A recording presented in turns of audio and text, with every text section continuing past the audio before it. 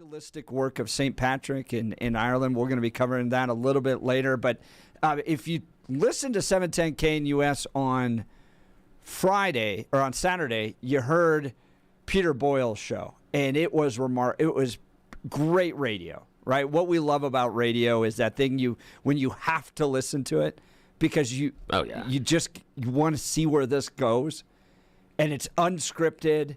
And it's raw, and it kind of pushes a lot of the buttons, and that's what Pete was able to do on Saturday when he brought in to the program 2 illegal immigrants from Venezuela. They were in a remote location. They were not in the studio. What Pete did do is have a translator here that could, translate what they were saying, so the conversation, so we could understand what was happening in the conversation. But it was must listen to radio, and he joins us to give his take. All the text messages that came in. Peter Boyles, congratulations! Great show on Saturday, brother.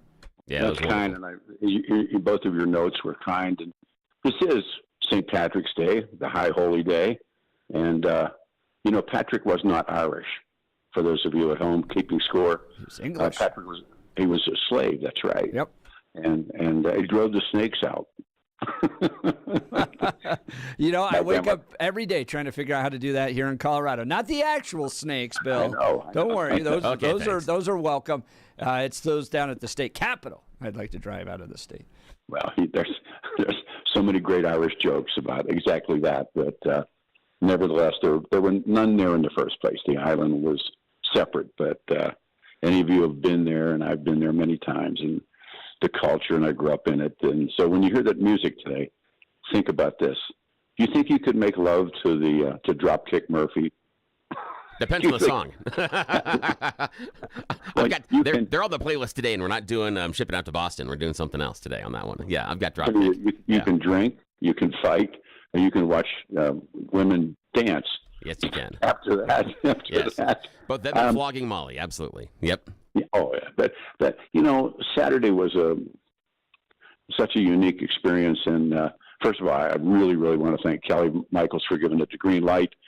The man who operated as our interpreter, we can't talk about him on air.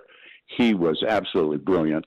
The people who put this together for me, and again, I had little to do with that part of it.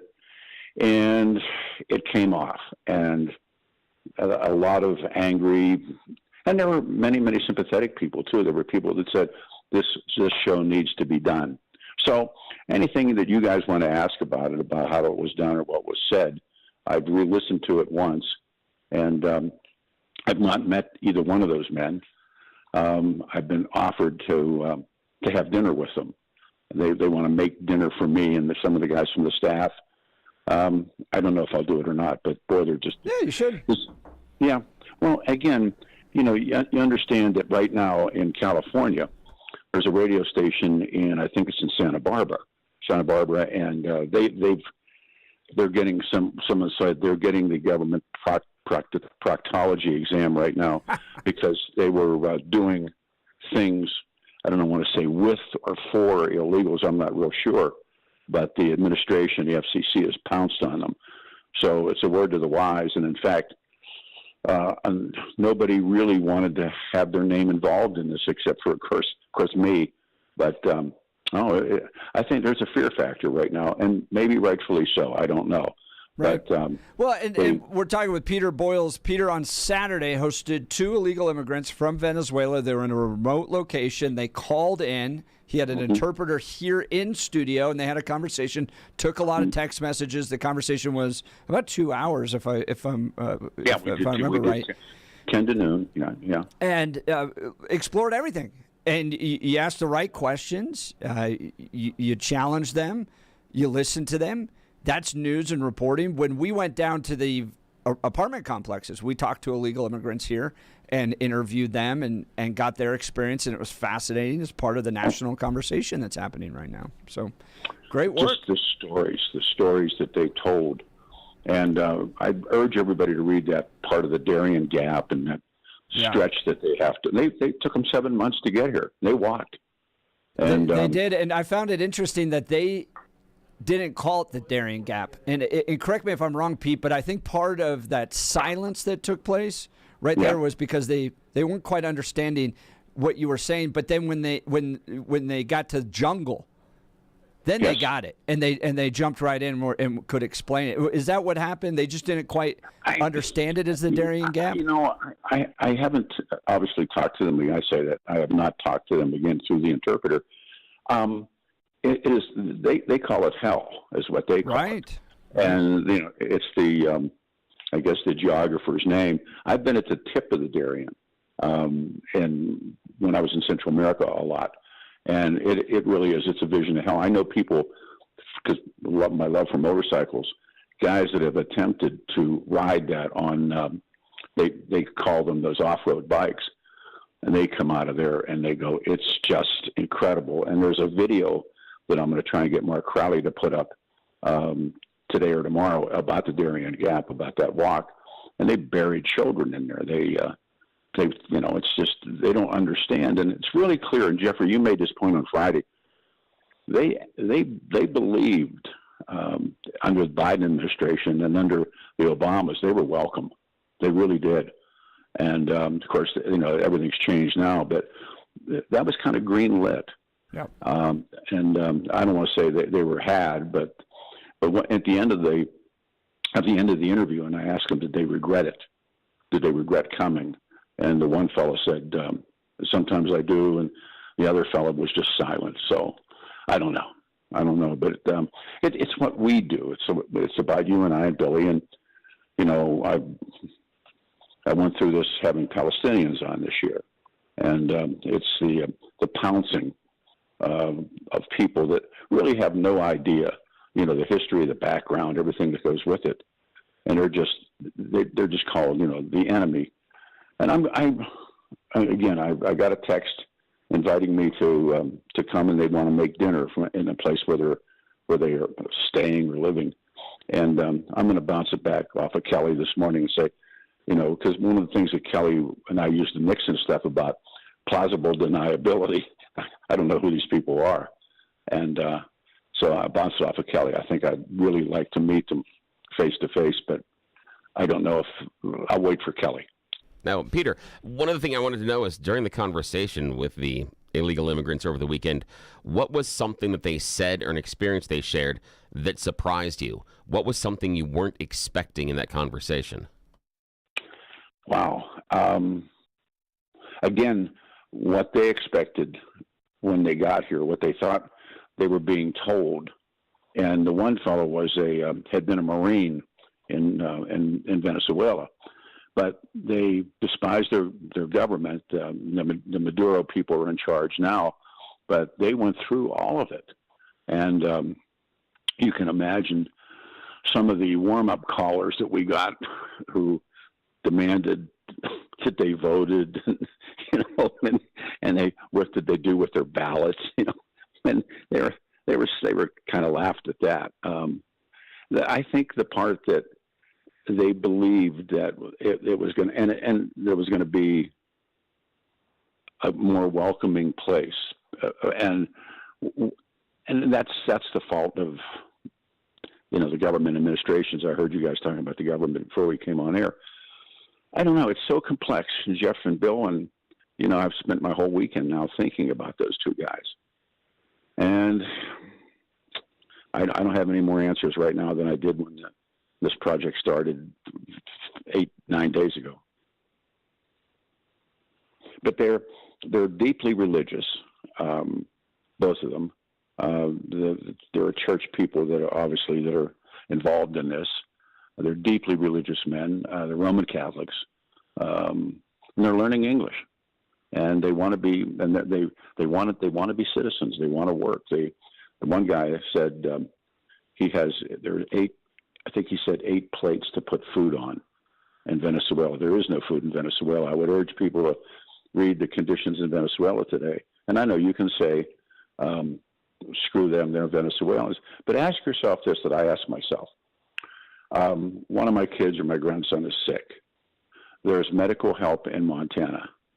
what would either one of you do? I know you love your children. Billy, Yeah. I know how much you love yours. And Jeffrey, I know how much you love yours and how much your dad loved you. God forbid, as my grandma would say, one of your kids got really desperately sick and the help was in Butte, Montana, and you had no car, no truck. Would you start to walk north with your child? Oof. Yeah, that is such a difficult question. I think the other part of the conversation that was surprising to me, when you were talking to the illegals on Saturday, we're talking to Peter Boyles' amazing show. You got to go back and podcast it. 2 hours spent on the air with a pair of illegal immigrants. They weren't in studio. They were in an undisclosed location, so we can't identify them. Peter doesn't even know who they are. Was how they came here not expecting a free handout. They came expected to be welcomed, but they didn't walk in saying, and we hear this all the time, they didn't walk in saying, where's my free phone? Where's my free house? Where's my free car? Where's my free this? They didn't come here then it's just the two of them. But what I heard was they didn't come here thinking that the American taxpayer was going to take care of them. They came here to take care of their family. And again, using that example, and I ran it by myself quite a bit.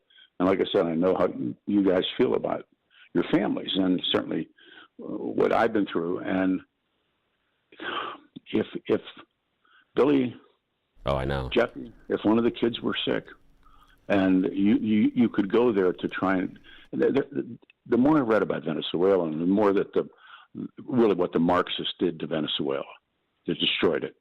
And then I had breakfast with a friend of mine on Sunday morning who said, we'll get it right next time. That's the theme of the Marxist.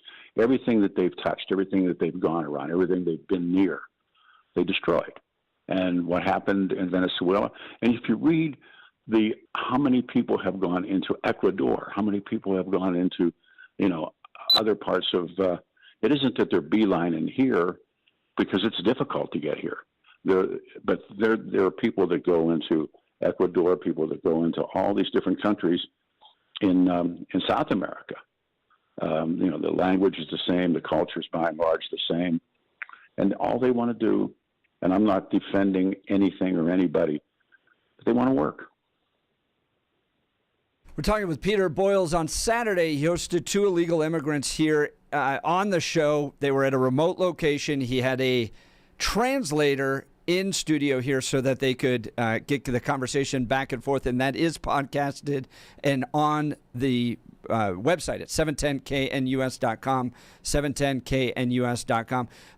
I see it a little differently, and I imagine a lot of the folks that texted in see it differently. I understand, but this is, and I've done years and years of ministry work in Mexico, built homes there, orphanages, gone into drug-infested areas to build orphanages for kids.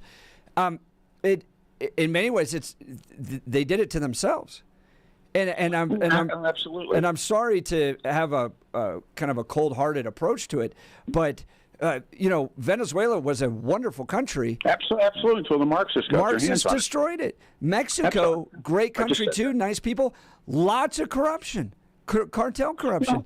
And look, you got to fix it, guys. You got to fix it.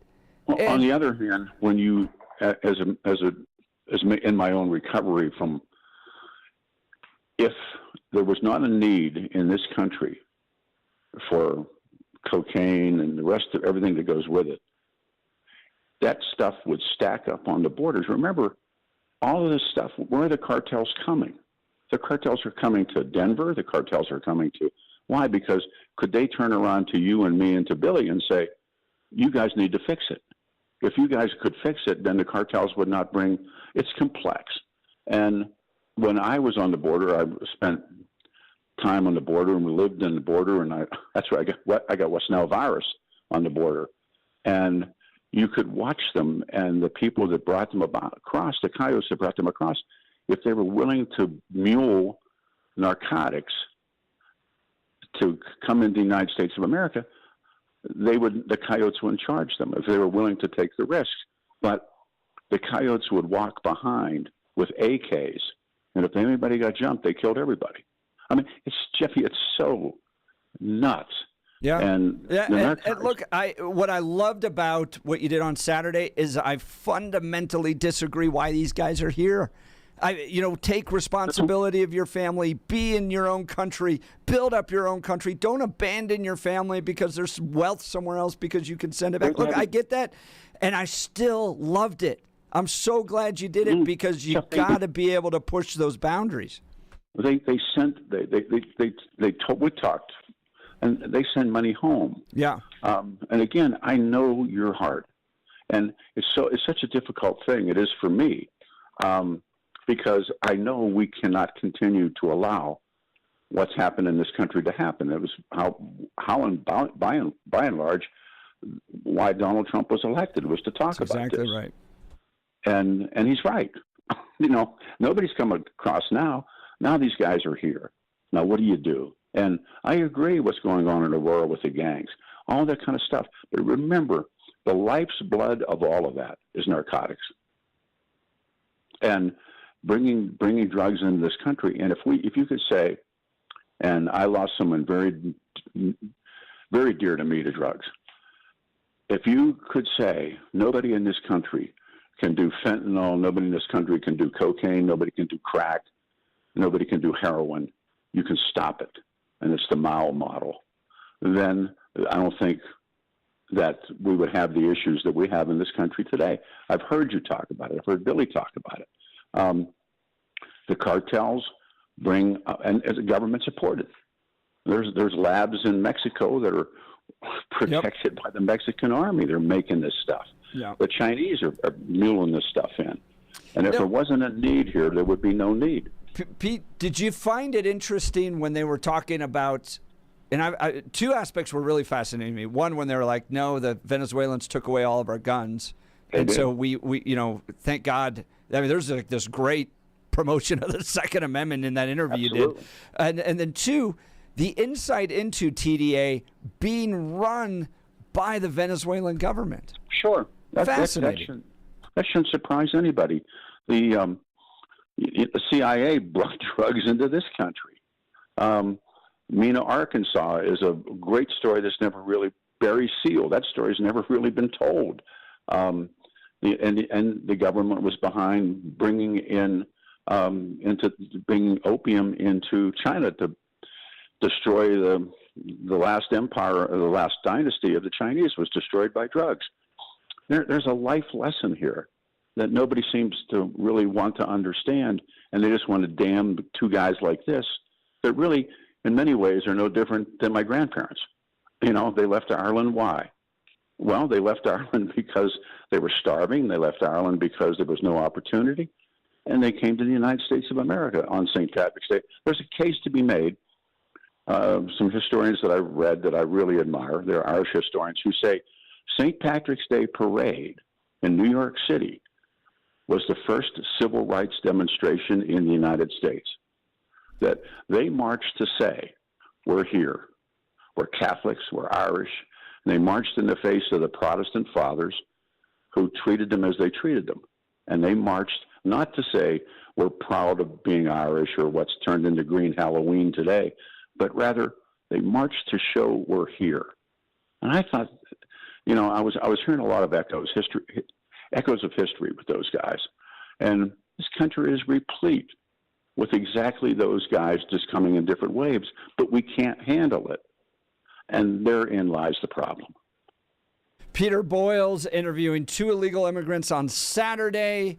It's a fascinating listen. Go to 710knus.com to download the podcast there. Even if you disagree with them being here, like I do, and want to hold them responsible, it is the best of what radio is, which is pushes the boundaries and gets you out of your comfort zone, and it's worth listening to. Well, when it was over, and I sat there and I thought, well, what did I just listen to?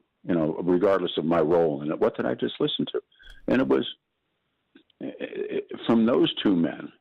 It was let us work, let us support our families. And I agree with you, Jeff. On the other side, why did they come here? Why are they here? Who are they? Do we need to know who they are? And but believe me, they're not dopers, and they're not gangsters, and they're not all the betrayal. But the gangsters and the dopers are here, and it's the cartels, and it's also you got to know that there are people who look the other way in the federal government for a lot of years. Yep, that's exactly right. Yeah. Peter Boyles, great show. Thank you so much for what you did on Saturday. I encourage folks to go download, give it a listen. Yeah, go give it a listen, because as Peter said, afterwards you'll sit there and you'll think, what did I just hear? Yeah, it's really, regardless of your position on the issue, it's going to challenge some of your pre-held beliefs. It's going to challenge some things that you think on both sides of the aisle. And at the very end, you're going to spend about 15, 20 minutes thinking, what did I just listen to? I just thank you guys, because you've been, you billboarded me coming in, and now this morning, it's a must listen to. And It is. I know now there were Colorado Congress people listening. I don't know who all was listening to it. And then, frankly, it didn't matter. It was like, okay, here they are. Here are these guys. And they came here to, like, Jeff, I know you would do it. Billy, I know you would do it. Peter, I hope that I have the internals to come and to help and support and take care of my family. And I didn't hear, they laughed about, stuff like, did you vote, and that kind of stuff. I don't know. Jeff, I have a foot on your side, and then Billy, I have a foot on your side. Yeah. And that's what made such a great show. Yeah. Well, that's what makes you guys a great show too. So, thank you. Happy St. Patrick's, guys. Happy St. Patrick's, Pete. Appreciate you. Have a great one. Great conversation. And look, we all know Peter Boyles. Yeah. Legendary, right? Yep. And how many ever years God blesses us with him left. Take advantage of those moments and go listen to Radio Masterpiece. Yeah, it's wonderful, because it is. It is. He approaches it from the idea of just how, why, not coming at it with a predetermined conclusion. He did a lot of research behind about how do they get here? What's the process, to come across illegally? How far do you have to travel? What do you have to get through? What does it cost? Who do you have to pay? What's the violence you're going to be exposed to? What about dealing with the coyotes? What is the relationship there? And so he wasn't ever taking a position on, yes, it's great that they're here. No, you guys should leave the country right now. It was more the process of, why did you come? How did you get here? And once you've been here, what has been your experience? Which, again, is a conversation that nobody else in Denver, let alone the nation, has really had. Because, and I admit, I come to it many times based on where I sit. And that's been my interpretation, and that's been how I come to it. And, Jeff, you do the same thing, and so do our listeners. But Pete did a wonderful, wonderful 2 hours of just tell the story. And then you can decide at the end, and it's probably not going to change anybody's idea based on your politics, but what it will do is give you a better understanding of these two men, both, I believe one is under 30, the other one's just over 30, about the how and the why. And it may have you come to some different conclusions. It's not going to change your politics on it in any way, shape, or form. But at the end of 2 hours, you're going to know a hell of a lot more than you did when you started. And that's the bottom line of it. Let's go back to G.I. Joe. Knowledge is half the battle. But exactly. I fundamentally disagree with why those guys are here. Yeah. They need to go. I believe they need to go. I'm sorry you came up here 7 months of walking to get here. You came the wrong way. There's another way to come. All that stuff. And I still find it important to listen. You got to take time. I read the New York Times every day, too. Yeah, you gotta take time to listen to the other side. And my side is that the assumption that they're here and they're all bad people isn't necessarily the right assumption. And we have that all the time about it's all the gang members coming here, it's all the people that are bringing drugs, all the people coming here are going to be human traffickers, and that is a horrible portion of the individuals. But there are people that are just here to try to make a better life. And I come back to this a lot, like Pete was talking about, is what would it take for you to put what you can carry into a backpack and start walking today to Seattle? Mm-hmm. That's the idea. And knowing that you are going to be assaulted, possibly murdered along the way, and you're going to have to carry enough money in order to get passage through various different states going here to there. what would be going on in your life to make that decision? And I don't think that we talk about that or take that into consideration enough as far as why. Why would this person be motivated to do this? It was fascinating. We're going to keep debating the Oh, yeah, we I'm will. like, there's a perfectly legal way for them to do it. You don't have to do that. Okay. Yeah, but the legal way takes 10 years, and that's why the thing is, it's the way Bill that and we I have can structured just go it. round and Yeah, round. the way that we But structured it that's makes an what incentive makes to not do KNUS it. Yeah. great. So you're not going to get that debate anywhere else. And nowhere else. 710knus.com. Download Peter Boyles' podcast from over the weekend. And no one else is going to do that show that Yep. Pete did. No one else. Great job, Pete. All right, we'll continue. You're listening to the Jeff and Bill Show. This is Denver's Talk Leader News Talk 710 KNUS.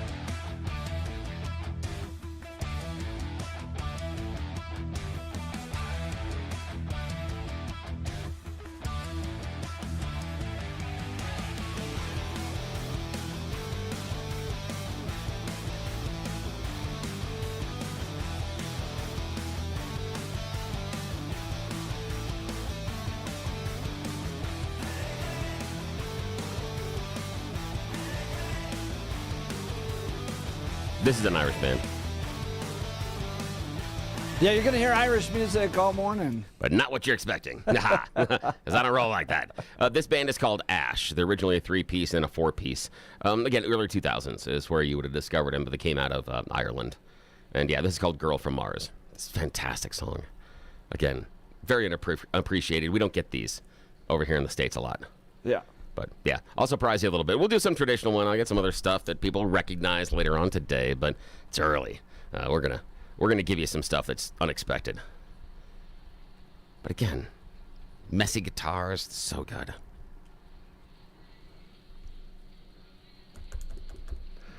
Love that. That's bad. That's Ash. We so if got anybody likes them, check them phone out. calls and text messages about where our ancestors came from. And, Yes. and it's apropos, considering we're celebrating Oh, St. absolutely. Patrick's Yes, Day, yes. too. Yes. And I'm 12% Irish. You're like 50%. No, I'm like 75 Are to you 80. 75% Yeah, I'm Irish? like most. It is 100% on my mom's side, and then it's about 60, 70% on my dad's side. So yeah, it is. This is an important day. This is one of those real important days in our family. So yeah, and I'm only newly here. I think I'm the third generation. It's great-grandparents immigrated on both sides for different reasons. There's yeah. text messages here. Send Billy back. You know, too late. I got enough generations underneath me. It's too late for you now. I know I've had a lot of people suggested that before, but yeah.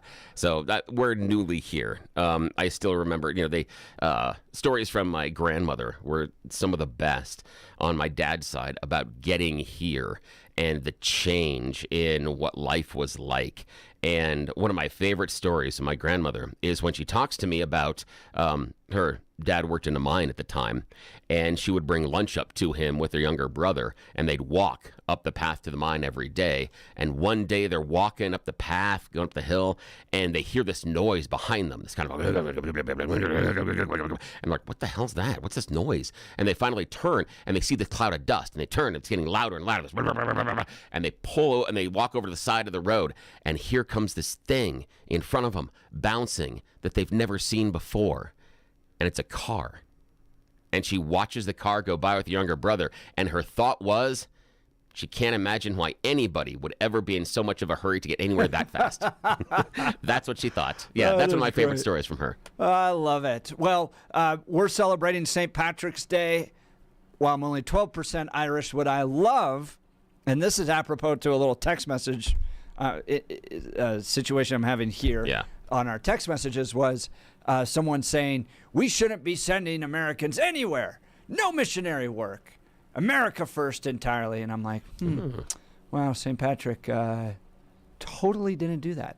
No, nor did the apostles. Right. They went to Ireland when he was a slave, went back, brought people to Christ, converted an entire country. So. That's the crazy part, is to realize he was kept as a slave. It was Irish pirates that took him when he was a teenager. And then he went back. And then he went back to the country in which he was held as a slave. That is crazy to think about doing that. And so, again. And I can understand the concern of going, we shouldn't be spending American government resources, taxpayer dollars in lots of other countries. I get that. But then to say missionaries shouldn't go? Yeah, seems like on today, particularly, you should reflect on that level of thinking. All right. We'll continue. We got You Choose the News coming up, and I'm hoping Bill has a very special St. Patrick's Day version of this. You're listening to Jeff and Bill. This is Denver's Talk Leader, News Talk 710 KNUS.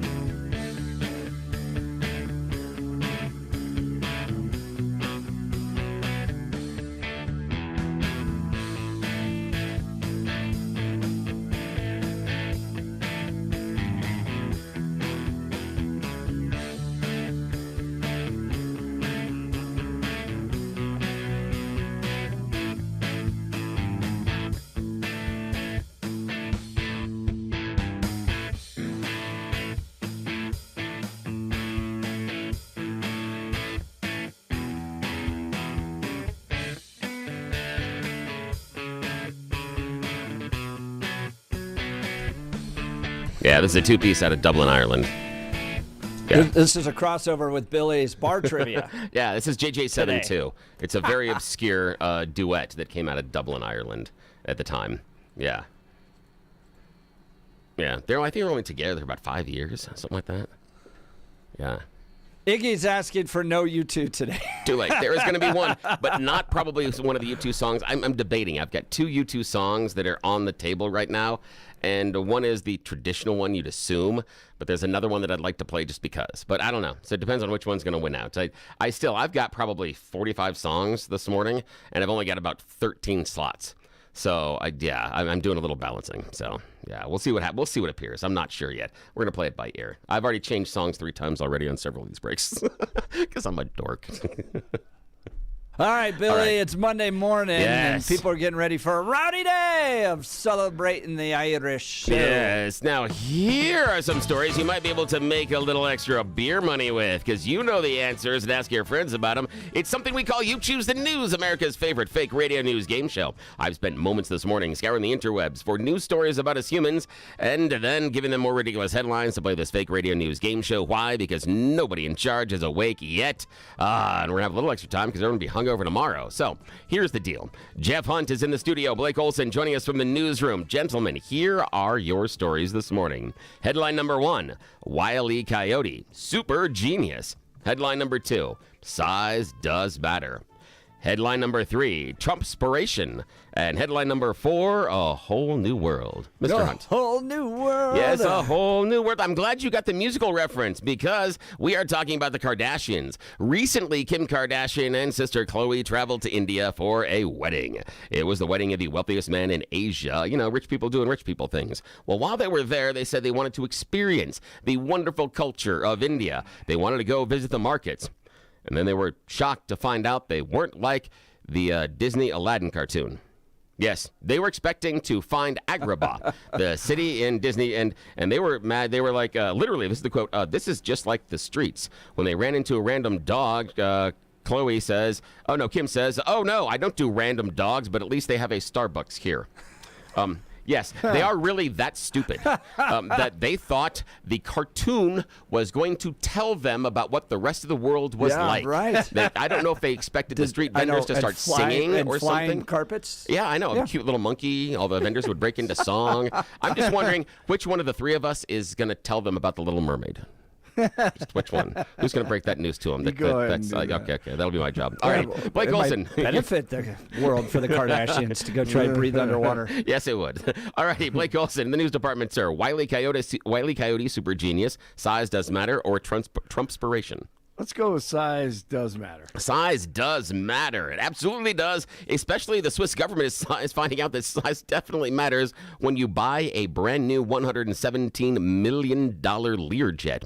They recently purchased a Bombardier Global 7500 business jet to fly the Federal Council all over the world. Problem is, it's too big to fit into the hangar, if you know what I mean. No, the hangar they have at That's Bernbelt. what she said. Yes, the hangar they have at Bernbelt Airport will not accommodate the brand new luxury airliner. In fact, if they load it up with complete fuel capacity, it can't even take off the runway. It's too heavy. Yeah, it needs too much space. So the geniuses that spend $117 million on the new fancy airplane can't park it where they're supposed to park their new fancy airplane. That's right. So yes, typical. it is. They just ask, we want the fancy VA airplane. hospital bed issue all over again. Exactly. Not that it's going to work. Working is secondary. Alrighty. Exactly. And Mr. Hunt, your final choice. Wile E. Coyote, super genius, or Trumpspiration? Trumpspiration. Trumpspiration. Now, she's been covered by a glacier, smashed by various giant monsters, even left to decay by a planet overrun with super intelligent apes. But even a Hollywood scriptwriter might not be able to write this one. Lady Liberty may be going back home. A French MEP recently said, you know, they've had that Liberty statue for long enough, and they're not necessarily respecting the honor of liberty and the feelings behind it. So maybe, just like Panama, we need to take it back. Classic. All Love right. it. That's it. Back to you, sir. I think we'd be happy to give it back to them if they want it. That's hilarious. The French want the Statue of Liberty back. All right, we'll continue. You're listening to the Jeff and Bill Show. This is Denver's talk leader, News Talk 710 KNUS.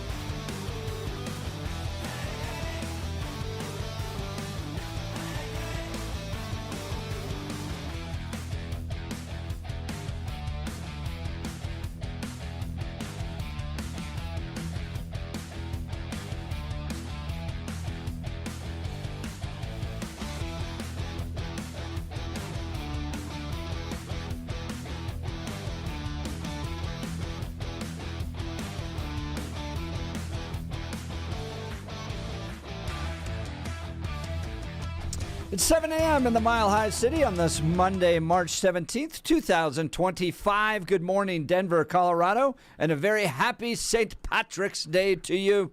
We're going to be celebrating a little later in the show St. Patrick, who took Christianity to a pagan nation and changed the lives and the future of our world as a result of it. By the way, I put up on my X account, x.com/Jeff Hunt, the Confessions of St. Patrick, a great thing to read with your children today. He talks about his own history, his own story. So x.com/Jeff Hunt if you want to read the Confessions of St. Patrick. Bill, do you have, as the Irishman in this show, do you do anything special with the family on St. Patrick's Day? I would say necessarily special. We do, of course, you got to eat the, corned beef, cabbage, soda bread. Not necessarily. Nothing, we don't. There isn't necessarily anything other than we sit around, we talk about, Ireland and what the, that's normally dinner as far as some of the history behind, the family and things like that and just why it's important. But no, not necessarily. We're going to be hosting the folks from the Black Eyed Peas, Steve and Elise Shaw, owners, father-daughter team. They own the Black Eyed Peas, and today wraps up a 3-day Irish Feast festival that's taking place at Black Eyed Peas. That's 8 different locations all around the city, and they're going to bring in some food. And then, Billy, I'm grabbing the kids, and we're going to lunch at the Black Eyed Pea here. Oh, that's nice. Near the station. So that's nice. I got to enjoy the Irish food there. We got family coming over, and so we've got 2 different corned beefs that are going to be going, and but you can do those in the crock pot if you know how to do them properly, but you don't have the veggies all at the beginning. So corned beef and the and potatoes going early, and then about noon, 1 o'clock, you add in the veggies, and then about 90 minutes or 2 hours or so, you drop in the cabbage at the tail end. So there's a series of things you have to do. But we're getting that ready. Very, very cool. We've got a lot to talk this hour. CNN poll, MSNBC poll, and even NBC poll, all showing Democrats' party's favorability drops to record low. This is in part, not only do Republicans and independents want nothing to do with the Democrat Party at this point, but Democrats don't want anything to do with the Democrat Party because they don't believe they're fighting against Trump hard enough, especially after the Chuck Schumer voting for the Republican continuing resolution that took place last week. So even the Democrats don't want anything to do with the Democrat Party. It kind of reminds me of what's happened to the Republican Party here in Colorado, where it's like, not only do the voters not support Republicans, but then we have all this division internally as well. Goodness gracious. I don't understand just what the Democrats were trying to do on the messaging, the Schumer thing. I think that the Democrats messed up their messaging on the potential government shutdown is because they came out and gave signals about the fact that they were considering not voting for it and letting the government shut down, and then they didn't, so they look like they capitulated, which the stronger messaging would have been picking one side or the other and sticking with it. But the Democrats do this. They take one side and then they get weak kneed and then they don't stick with it. They don't care at that point. So that it ended up giving the Republicans a win, but maybe a win in name only. But either way, doesn't matter. This is about perception. And the perception is that the Republicans won on this one and the Democrats gave up.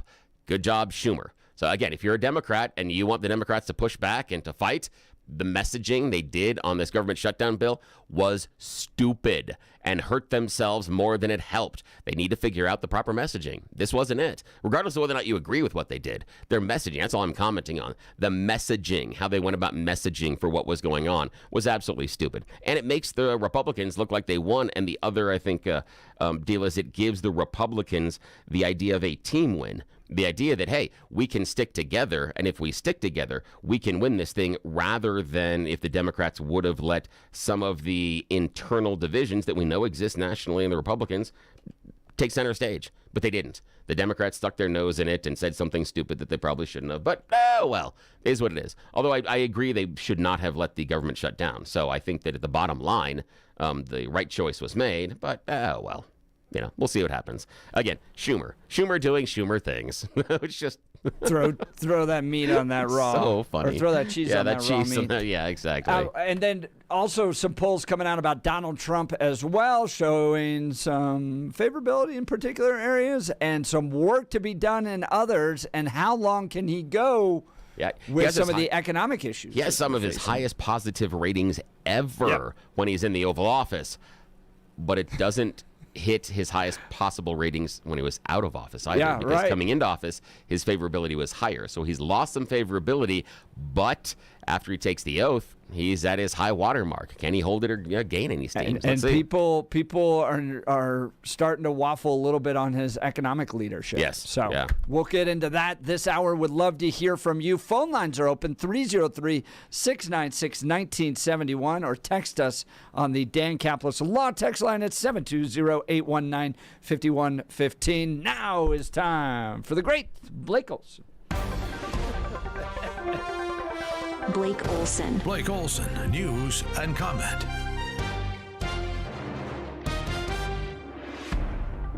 St. Patty's Day, Monday. Happy Monday. 46 and partly cloudy in Denver, expecting a high of 71 today. The 7-10 5-day forecast is coming up. Our top story, President Trump says he thinks there's a very good chance that the U.S. can bring the war in Ukraine to an end. He told reporters aboard Air Force One on Sunday that a lot of work was done over the weekend. Doing pretty well, I think, with Russia. And we'll see if we have something to announce maybe by Tuesday. I'll be speaking to President Putin. DJT also said the U.S. has taken in billions of dollars in new tariffs so far, but that the big money is coming April 2nd when additional tariffs on certain items along with reciprocal tariffs go into effect. He added the U.S. would be recovering wealth that what he called foolish presidents gave away in the past. Many billions of dollars have already come into our country, but the big money is coming in on April 2nd. Wholesale egg prices are coming down. The U.S. Department of Agriculture is reporting that the national average wholesale price of a dozen eggs dropped $2.70 last week, landing at $4.15. That marks 3 weeks of declining prices, according to the USDA. Another thing going down is support for Democrats. Welcome Inside Politics Sunday. I'm Manu Raju. First up this morning, a brand new exclusive CNN poll that paints a brutal reality for Democrats as they struggle to mount a unified opposition to President Trump. Americans' favorable views of the Democratic Party's brand are at a record low, just 29%. That's compared to 36% for Republicans. It is the lowest ever recorded for Democrats in CNN polling going back more than 30 years. Go woke, go broke. Americans don't want communism or bat crazy chaos. Keep it up, lefties. Pete on with the fellas this morning talking about his incredible show on Saturday. Yeah, man, that was a good one. Had two illegal Venezuelans and and hearing about how their lives are going right now. A lot of people, the government, lied to them before they came. It's such a difficult thing. It is for me, because I know we cannot continue to allow what's happened in this country to happen. It was how and by and large, why Donald Trump was elected, was to talk about this. Exactly right. And he's right. Nobody's come across now. Now these guys are here. Now what do? And I agree what's going on in Aurora with the gangs, all that kind of stuff. But remember, the life's blood of all of that is narcotics. Boy, that is the truth. Great show if you want to hear it. And the podcast, on the podcast at 710knus.com. U.S. Border Patrol in Detroit said that they responded to an alleged shoplifting call last Thursday and then ended up apprehending 24-year-old TDA fugitive Ryder Joan Espino Murillo. He's wanted for the violent kidnapping and torture at the Edge at Lowry apartment complex last December. The Arapahoe District Court is placing charges of second-degree kidnapping, 4 charges of aggravated robbery, 2 charges of menacing with a deadly weapon, and 2 charges of extortion.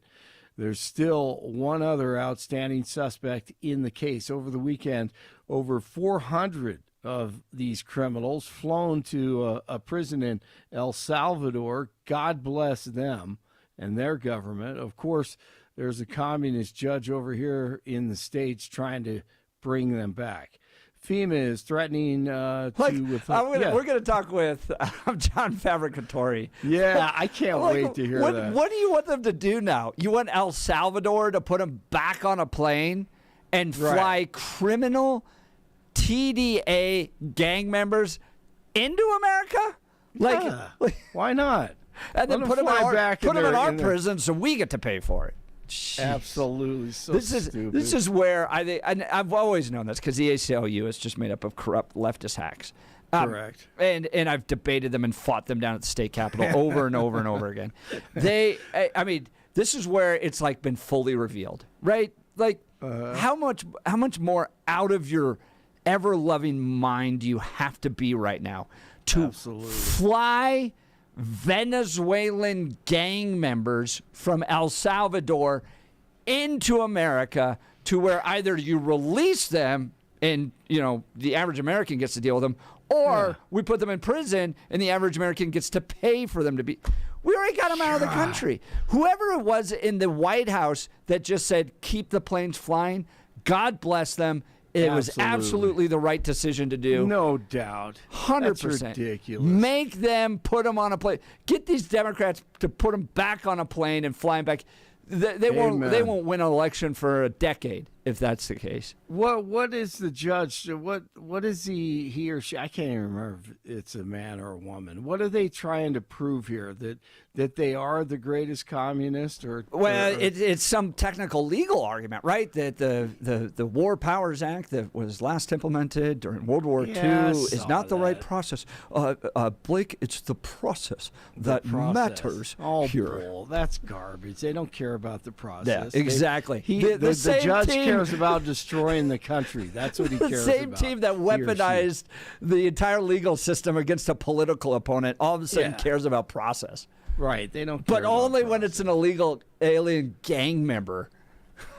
God, it is incredible, no doubt. And if you see the video, which you saw over the weekend in El Salvador, when they put the T-shirts and shorts on these guys, man, and shave their heads and put the handcuffs on, I don't think El Salvador is gonna cooperate. So we'll see how the judge does on that one. What a fool. FEMA is threatening to withhold millions of dollars in grants from Denver. The agency sent a letter to the city leaders last week saying more than $32 million in grants are being reviewed. The Trump administration wants to probe whether Denver may have violated federal smuggling laws by sheltering thousands of illegals who arrived in the city from the southern border. Denver officials say they have received the letter and are confident there have been no violations. Well, goody for them. CSU is in the big dance. Colorado State, the NCAA tournament tips off this week, and the Rams will take on Memphis. Great matchup, great history. Basketball programs from both sides, Memphis and CSU. 43 in Lone Tree, 45 in Sheridan, 46 in Denver. Jeff and Billy continue. Blake Olson, News Talk 710 KNUS.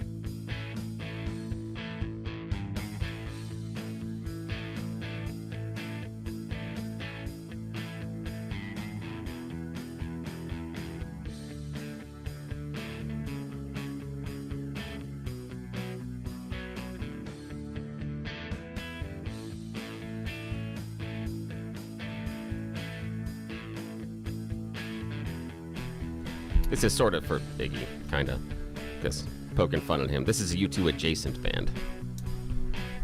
This is Inhaler, comes out of Ireland, and the lead singer is Bono's son. Oh, is it? Yeah. I didn't even know he had kids. Yeah. Huh. Yep. Yeah, they're called Inhaler. This is, probably their most... Inhaler? Yeah, Inhaler. Yep. Like the thing you take when you have an asthma attack? Yes. Yep, That's exactly. a weird name for Yeah. a band. Have you seen some of the band names? Have you? I could go real weird on you. Let me go real weird on you. Yeah, but these guys are pretty good. But yeah, lead singer is Bono's son. This is probably their most pop accessible hit that they've done. Yeah, they're fun. Yeah. Well, it's a very special Jeff and Bill show as we celebrate St. Patrick, the great work that he did, the role the Irish have played in making America great again. All right, so poll outs over the weekend. This made lots of news, and I think multiple polls show this.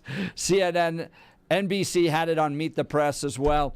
The Democrat Party's favorability rating among Americans stands at a record low, fueled in part by diminishing views from its own frustrated supporters, with many in the party saying publicly that their leaders should do more to stand up to President Donald Trump. Democrats and Democrat-aligned independents say 57% to 47% that Democrats should mainly work to stop the Republican agenda rather than work with the GOP majority to get some Democrat ideas into legislation. The survey was taken March 6th to 9th, days before 10 Democrat senators, including Senate Minority Leader Chuck Schumer, voted with Republicans in the chamber to advance a GOP-authored spending bill to avert a government shutdown, much to the chagrin of many other Democrat lawmakers and progressive critics. The majority's desire to fight the GOP marks a significant change in the party's posture from the start of Trump's first term. A September 2017 poll found a broad 74% majority of Democrats and Democrat leaners say the party should work with Republicans in an attempt to advance their own priorities, and just 23% advocating for a more combative approach. But now Democrats want fight against DJT. And then you combine that with how Republicans and independents look at the Democrat Party right now, and it seems to be a party in the wilderness. Bill, your thoughts? Yeah, Democrats don't know who they are right now. They've chosen some bad fights and not understanding where the American people are. One of the mistakes they made in the last election cycle was not listening to the pain that American voters were feeling. And we can talk about whether or not Trump's actions are responding to those pain points. I think you've got some examples of some that are responding to those pain points and some Trump actions that are completely ignoring some of those pain points. And I think that's part of the reason that Trump and the Republican administration are having some struggles. But the Democrats have no idea who they are or what they're doing. I mean, it's just when you're under 30% of most voters having a positive view of your party, it makes it very, very, very hard to break through. Makes it really hard to message. And when you see the messaging, like we talked about even before this last break, over the potential government shutdown, they don't know what they were doing. They said, well, no, we're going to stop this. We're going to stop this. No, we're not. That doesn't help. That doesn't help anybody that's not really, really, really into politics get you a better view of the Democrats. The Democrats didn't come out and outline why we should shut down the government, what the positives would be, were there any things. The Republicans during their annual government shutdown march, which does happen when you put a Democrat in the White House every 12 months. I love it. I Republicans want to shut it down. yearn for a government shutdown. Yeah, I think it's phenomenally stupid because, and the reason why is because this is appropriations talk. This is all dealt with when appropriations. Yes. But now when you're out of power, you just decide, well, no, you have to give me stuff. And I don't imagine that the Republicans or yourself, Jeff, would be cheering if the Democrats decided to shut down the government and not honor some of the Doge cuts or make changes here or changes there or want more spending. You wouldn't think that's a great idea. But when it's your party doing it, you think it's a wonderful idea. So I'm not certain that you would be cheering a Democrat government shutdown? I'm not no, sure. I would. I would Yeah? love a Democrat Really? government shutdown. Okay. Yeah. No, I'm Interesting. different. I'm more in the Thomas Massey camp on this stuff. Yeah. Where I'm like, any day that the government's not working is a better day Yeah. for Americans. Well, that's a weird one because I want to explore that with the Thomas Massey thing. Please. What about the massive increase in debt and spending? Because Massey was the only Republican that voted against the budget package. Yep.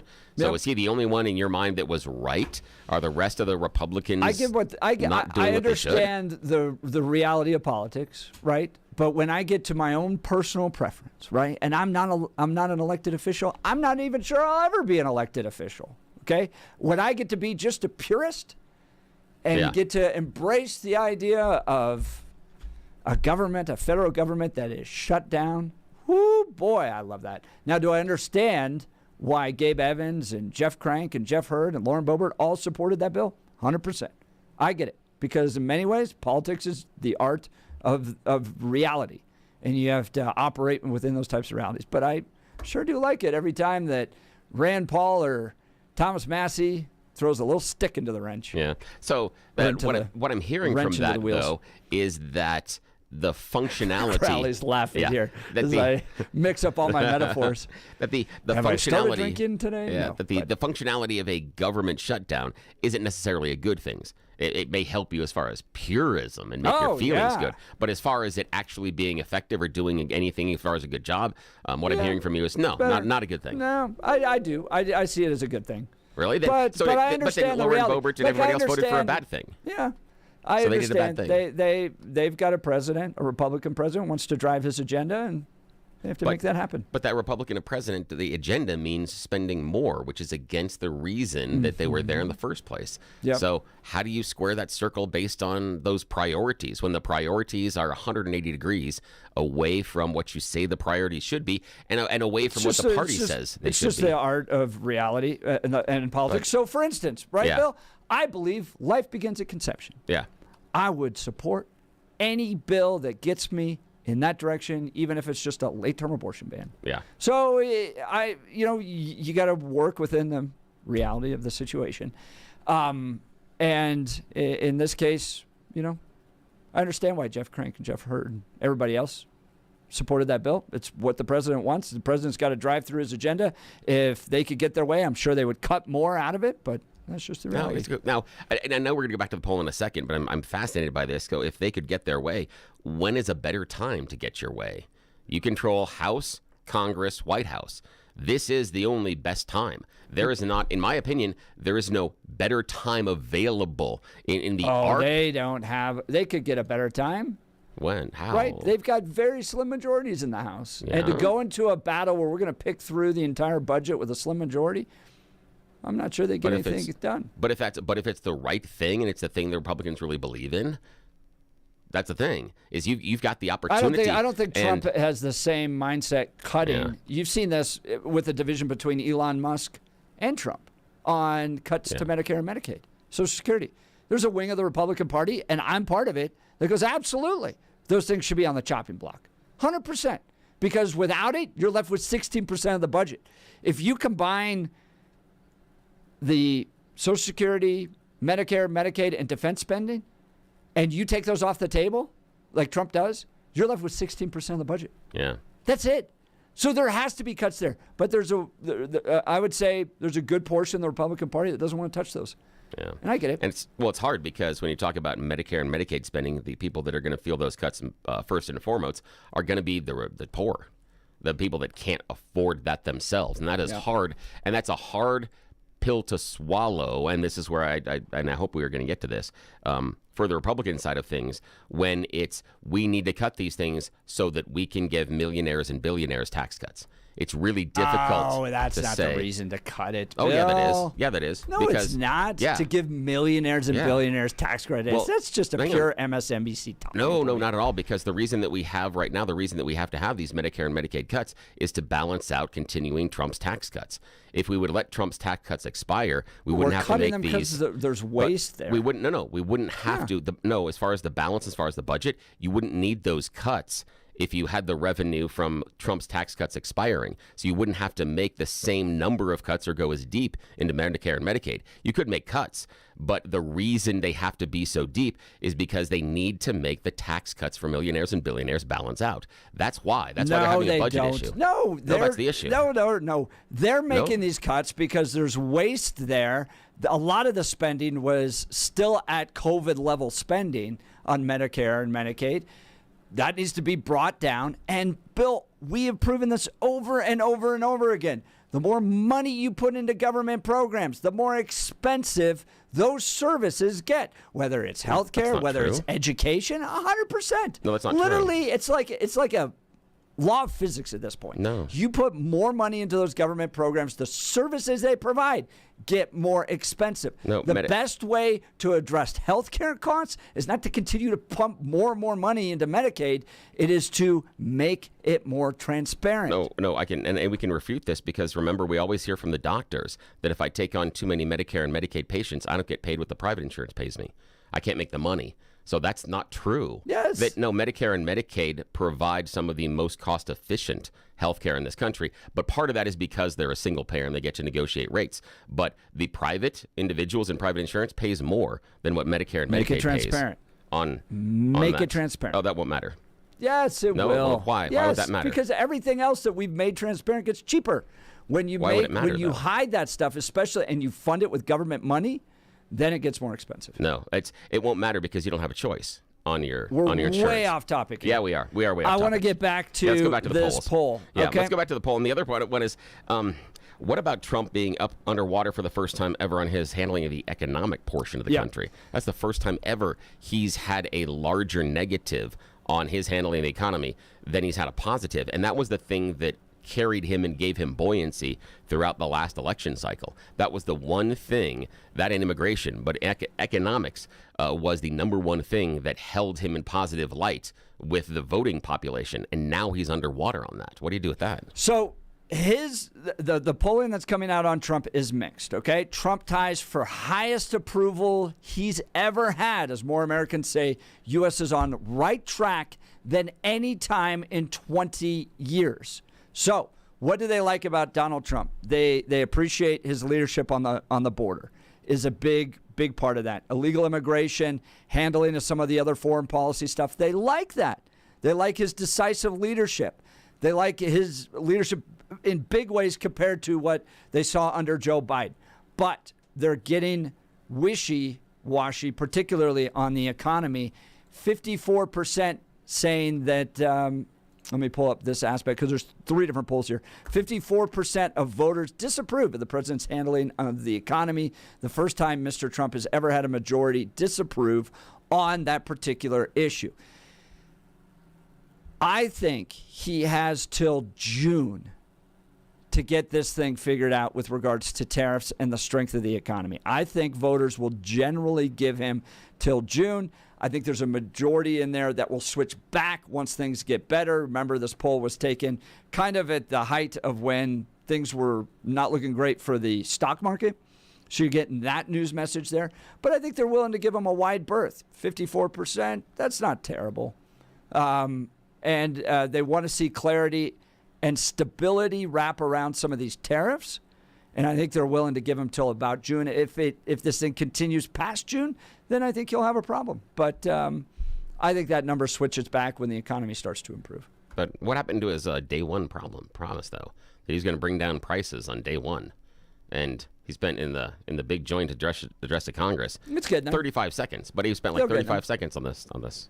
Yeah. How will it get there, though? How will it? How will the tariffs make things lower? Well, it's not just tariffs. You're looking at energy as well, and the so tariffs on energy? No. I said it's more than tariffs. Okay. You have to look at the energy security that we're going to have in this country as well. So there's like what? There's a lot of drill, the opening up of regulations, those types of things. And that's going to do what? No, but that's going to do what? It'll bring down the cost of transporting items and things like that. Not necessarily, because we don't process. We don't process totally. the oil. No, we don't process the oil that we pull out of the ground here. It's exported. We process the oil that comes from Canada and stuff. We don't process the stuff that we get here. But we refine a lot of it here. Not necessarily. Not a lot of it, and we export a lot of it. It's part of it. That's why we produced. I mean, under Biden, we produced the most oil and gas that the U.S. has ever produced, and we were the number one producer in the world. Right. Yeah. Okay. So that'll continue, and Okay. it'll be freed up from regulations. Bill, this idea that somehow everything was great under Biden, look at the state of Colorado and progressive leadership in the state. You have almost no more oil and gas development that's here. So the progressives bring this a tremendous amount of regulations and restrictions upon energy development that is being freed up, and that's going to impact our economy. It's going to bring prices down. It might. It might not. Yeah. It might not, because I don't know how to argue against it might or might not. Well, the reason that it might not is because once we've talked about it and we've had oil and gas people on the show, is that once the price of a barrel of oil drops low enough, it no longer makes any sense to pull it out of the ground here in the U.S. And that's the problem that we have with this. The idea that Donald Trump says, okay, but that's what the oil and gas companies say. They say there is a Mendoza line. Right. That once we drop below that, it makes no sense for us to pull it out because it costs us more to pull it out of the ground than it does to actually make any money off of it. Do you believe that the regulations on oil and gas are going to be the same under Donald Trump as they are Joe Biden?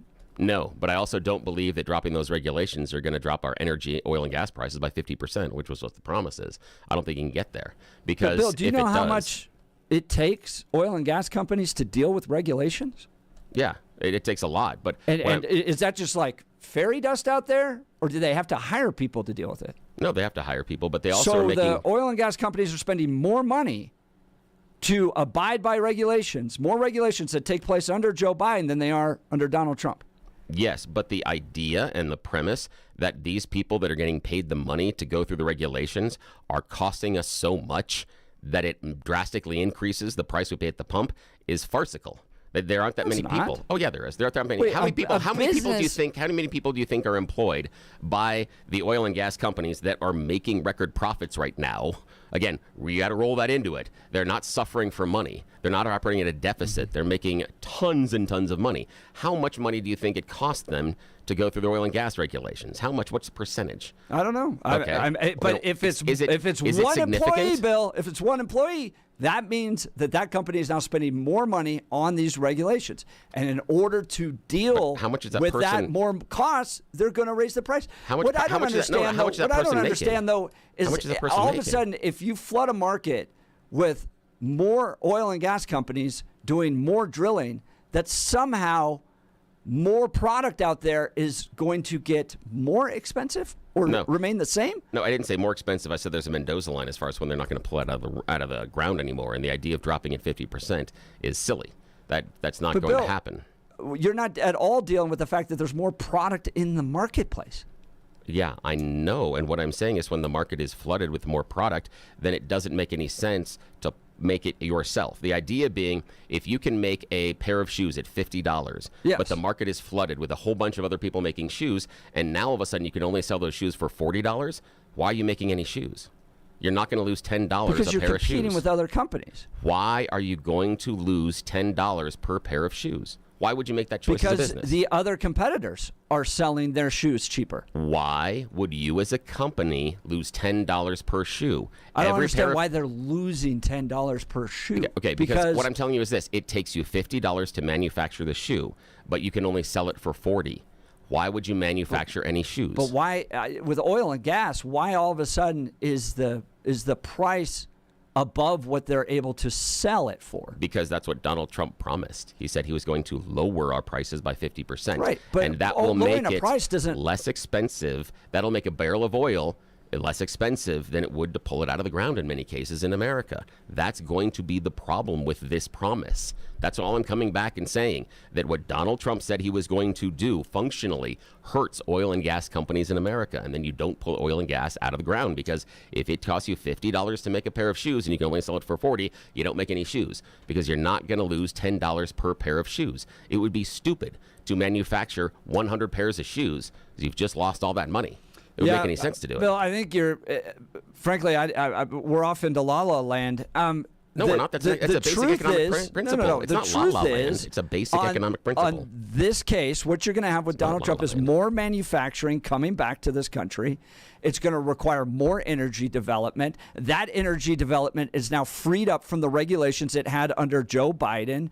That is going to result in more jobs, more energy creation in this country, and that's going to improve our economy. Now, I think Donald Trump has till about June to try to turn this around before people are going to get more and more frustrated, but I don't see this as a permanent pull, a permanent set point. I think people are going to change on this, and things are going to get better.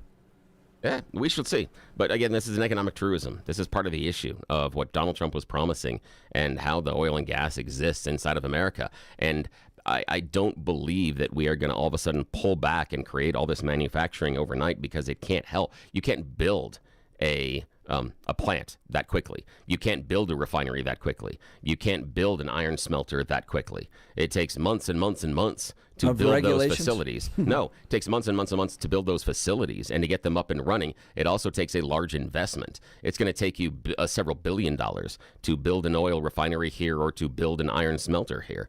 It's going to take $4 or $5 billion of investment in order to do that. And again, good investment into here, but those companies also have to offset that investment. So what's that going to happen? And then are you going to give tax breaks to them, which then is going to cut down on revenue, but we don't like the tax breaks to all those things.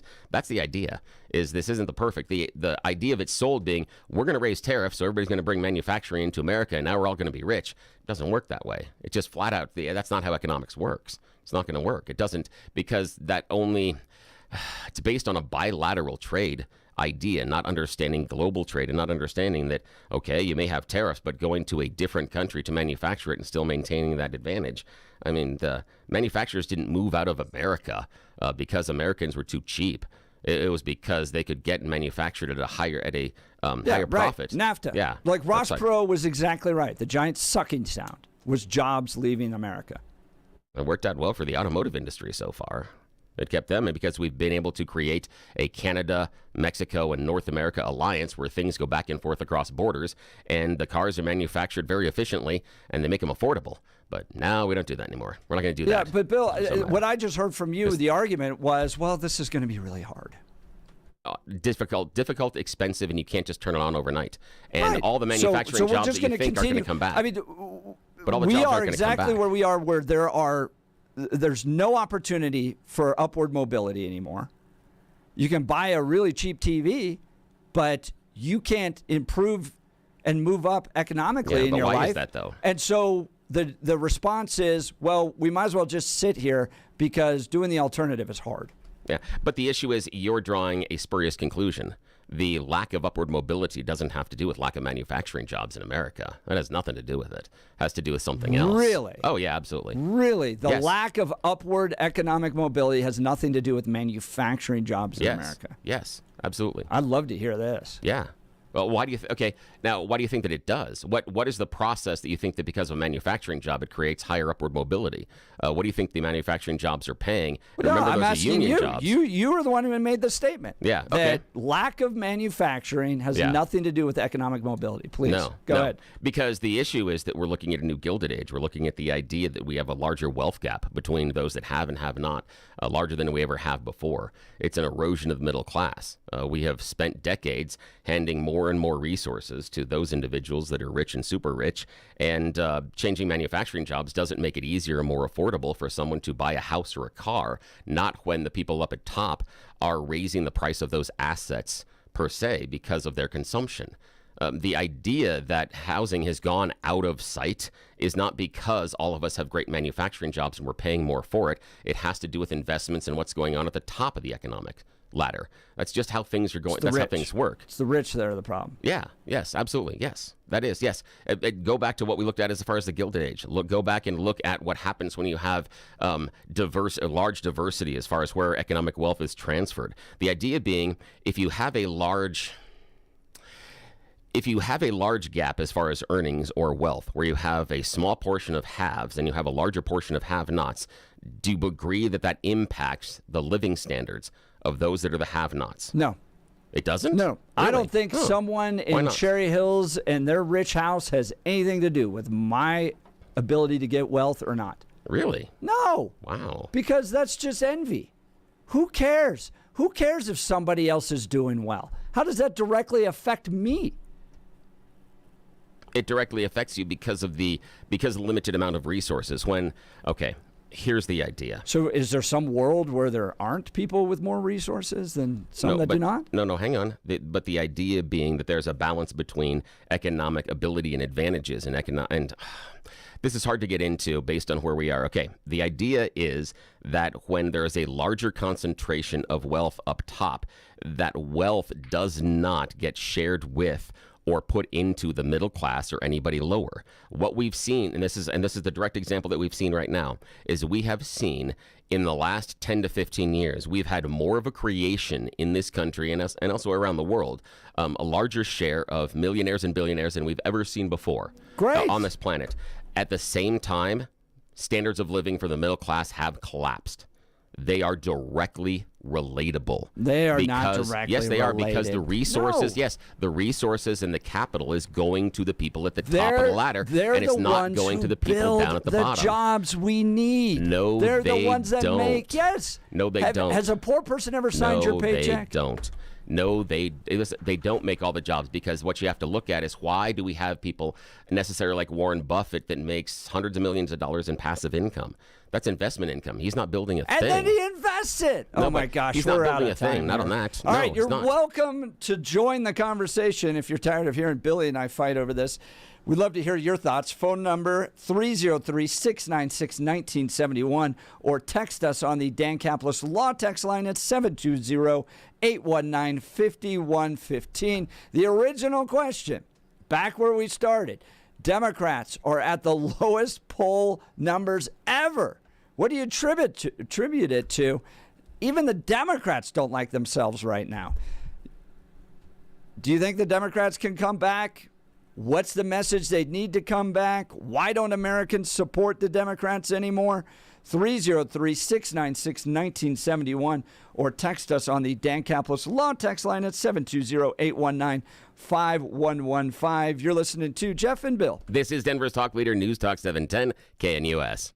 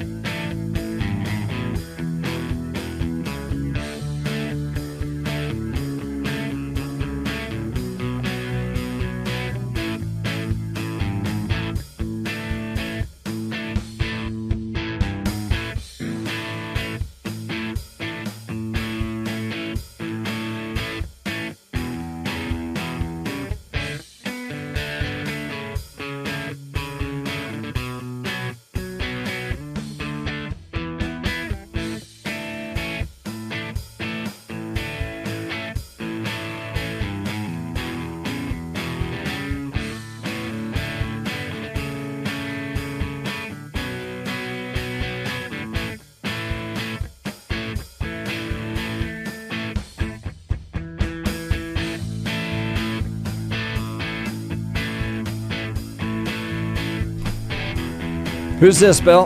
This is the Sultans of Ping. They're an Irish band that was indie in late 90s, early 2000s. Sultans of Ping. Yes, of course. And yes, it is an homage to Sultans of Swing from Dire Straits. But yeah, this is really obscure stuff, but they're really good. Yeah. All right. Very underappreciated. Let's Lots go of to Irish the phone stuff. lines. Why are the Democrats polling so poorly right now? Let's go to Jim, Denver. Good morning, Jim. You're on the Jeff and Bill Show. Morning.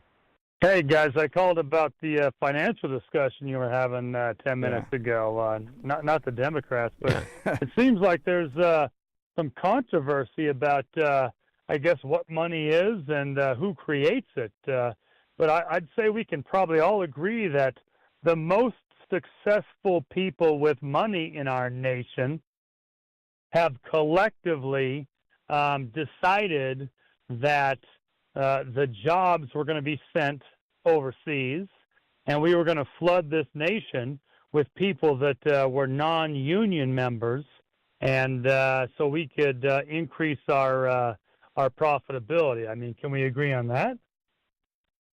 I would definitely say that in the last 25 years, a lot of that business growth has taken place overseas and brought it in, and it's got to be addressed. And that's where I think Donald Trump is willing to push the economy in that direction, and that's why there's some temporary pain here. Well, there's, I don't even call him Donald Trump. I mean, there's so many union people that voted for Donald Trump, and he wants to bring jobs back. Yes. And that would hurt the billionaires who, by the way, take a lot of money out of circulation. Every time we have a new billionaire, I'm pretty sure there's a new government printing press that has to be stationed in the sky to drop money out of it. Well, Jim, just to get money I think that circulating again. You're tapping into the Chamber of Commerce conflict between Donald Trump and it's very real. Appreciate the call, Jim. Jim's line will be open. Let's go to Joe Arvada. Good morning, Joe. You're on the Jeff and Bill Show. Yeah, good morning. Good morning. I just wanted a quick comment on this Tren de la Agua thing where they shipped them off to El Salvador. It was just magnificent by the administration. But what really is causing these judges, the American people need to understand why these rogue judges, why these flamers are out there filing all these or agreeing with these court cases against Donald Trump is because of one person, John Roberts.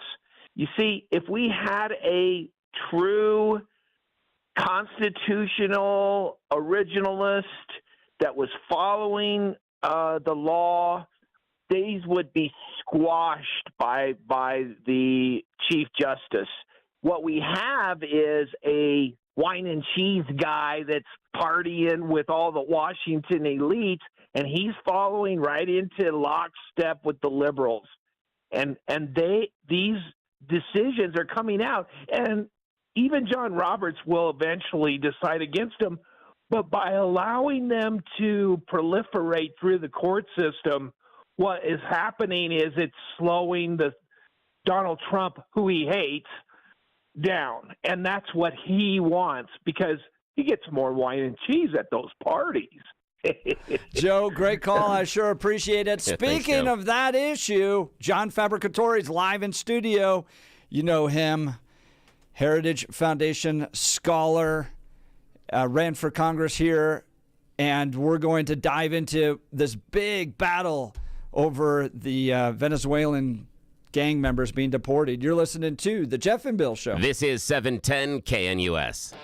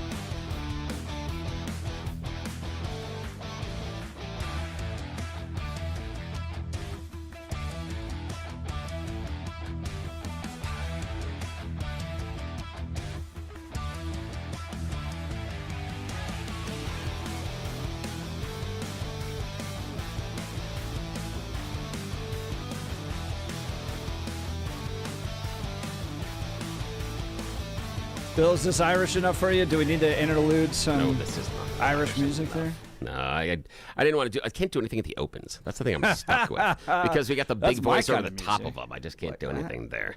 A little cigarette and coffee to start you off this morning. We'll go with a little for the next 2 hours. We'll go with stuff that's a little more approachable, stuff that bands and things that people may recognize a little bit more. We've got one coming up here that's But again, well, we went to the weirder stuff in the morning, the stuff that's more obscure that I pull out of my brain. But we'll go with stuff that's a little more approachable and stuff that you may have heard, and maybe even different versions of things that you've heard. But get some stuff for it today. Yeah. It's 8 a.m. in the Mile High City on this Monday, March 17th, 2025. A very happy St. Patrick's Day to you.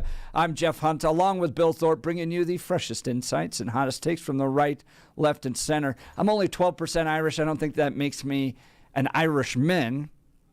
Bill's a lot more than that. What do you think? What do you think the percentage is enough to be an Irishman?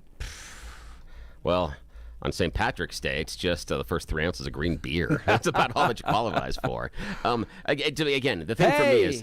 There's no specific percent. This is ChatGPT. There's no specific percentage to be considered Irish in a strict sense, but about 9.5% of Americans report Irish descent. I thought you had to be 9.5%. No. I read that wrong. Yeah. I'm 12%. I thought maybe it made me an Irish. Yeah, for the for my Irish family, it's got to be 50% plus. Otherwise, it doesn't really count. But again, that's because I have one side of my family that is 100% pure blood. So they can be a little snooty about it. I'm just saying. I just love that you guys as a family celebrated this as a holiday and you got little Irish sweaters as a kid. Oh, yeah. I got gifts. I got everything else. In fact, one of the funniest arguments that I ever saw between my parents was the day that my dad decided to wear an orange shirt on St. Patrick's Day. And your mom was not having any of it. She was pissed. But orange is Irish. The flag is green. Not that way. That's basically the issue between Ireland and Northern Ireland. That's is it? Yes. Yeah. Oh yeah. Yeah. Wearing the orange on St. Patrick's Day. Yeah. That's a really. Do you have any Irish terrorists in your family? I don't know about the statute of limitations, so I can't say anything publicly. And some people in my family refer to me as the Irish terrorist. So whatever happened to that conflict? I felt like in college it was a big deal, and then all of a sudden it's just done. Well, it's not to walk through history right now. Was there a deal made? Yeah, there was. Yeah, in fact, we will play a song later this morning that was released just a few months, about 6-7 months before the deal was actually made. That was done. That was very important. A very important Irish song that was covered. In fact, we may even play 2 different versions of it because it was done by the original Irish band and then covered recently by a rock band. So you two did a song about that, and then I remember Patriot Games. It's not you two. And it's not. Remember Patriot? Not Patriot. Was it Patriot Games? Was the one with Harrison Ford? And he stops a bombing and kidnapping, and then they targeted his family. And all that. You're thinking of U2's Sunday Bloody Sunday. Yes. That's a song you're thinking of. We may play that one. I'm debating between that or another U2 song this morning, but I'm talking about a different song from a different band. And there's a female lead singer, but we'll talk about it later. Yeah. All right. Maybe I'll switch up. Maybe that'll be the next one coming up. John Fabbricatore is joining us live in studio. Yes, John is about as Italian as it gets. You guys used to have Columbus Day, and then the Lebs took that away from you guys. Yeah, but I married an Irish woman, so she's a twin. Her name's Eileen. Her twin sister's named Bernadette. Their Donovan is her last name. So, I come across this through marriage. Yeah. There you go. And are you guys going to do anything today? Is she celebrating? Well, they are actually on vacation. My wife and my daughter are on spring break, and I am at home taking care of the dogs and cleaning up the Jeff backyard. And Bill show. I'm so sorry. And just as the mostly Irish person in the conversation, the Irish always are willing to recognize those that have seen the error of their ways and decide to join being Irish through marriage. So we welcome you, sir. We appreciate you, Neil. Yes, proud to be here. Yes, absolutely. We're going to talk with John Fabbricatore. Headline coming out of the Wall Street Journal: Trump administration deports alleged gang members despite the judge's order. White House says it followed the court's written ruling. Judge verbally instructed planes en route to turn around. Why in the hell are progressives wanting to import? You want to know why Democrats are in the tank? It's because of crap like this, where literally we found another country to take Venezuelan illegal alien gang members And judges in the ACLU are like, you know where they belong? America, next door to you. So your kids can deal with them. Goodness gracious. I asked Fab to come in, talk all about this. We'll dive into that. But now it's time to hear from Blake Olson. Blake Olson. Blake Olson, news and comment. Happy St. Patty's Day. It's Monday, 46 and partly cloudy in Denver, expecting a high of 71 today. Blake, are you Irish? No, I'm not. What's the Olsen back? You guys just a bunch of Norwegian. Norwegian. Scandinavian crazy people. When's your family my wife, her parents are from the Dominican Republic, and she's more Irish than I am, so she has a little Irish in her. The Dominican Republic wife has more Irish than you do. Yep, That's interesting. Yep, we're a bunch of, crazy Norse Norwegians. When did your family get here? How'd they get here? Oh man, my grandfather came. My grandfather came to South Dakota, and from Norway. So have you guys seen those like ranchers. Ancestry.com signatures and stuff on the ship manifests? Yeah, it's pretty cool. It is. It's amazing. I try not to go too deep into those things, especially on my wife's side. we learned our lesson there. Like, whoa, wait a minute here. So my grandfather was a genealogist. I've got like a 2,000 person family tree because he dug all this. But the funny thing about the Hunts is we must have come here pre-Revolutionary War, something like that, because we just emerged out of the West Virginia mountains. We can't get past like late 1700s. And then we just kind of emerged. We're West Virginia mountain people, dude. No That's why our teeth fall out. The Appalachian yeah, exactly. area. That's pretty cool, man. And then my wife's family came via New York Harbor. Her grandfather immigrated from the Netherlands, so she's like 50% Dutch. Oh wow, that's cool. Yeah, that's really cool. Yeah, it's fun to look at. But yeah, I got that blood, man. That like a Viking, So that's what happens in our house. Expecting high today of 71, guys. So should be a beautiful day on St. Patty's Day.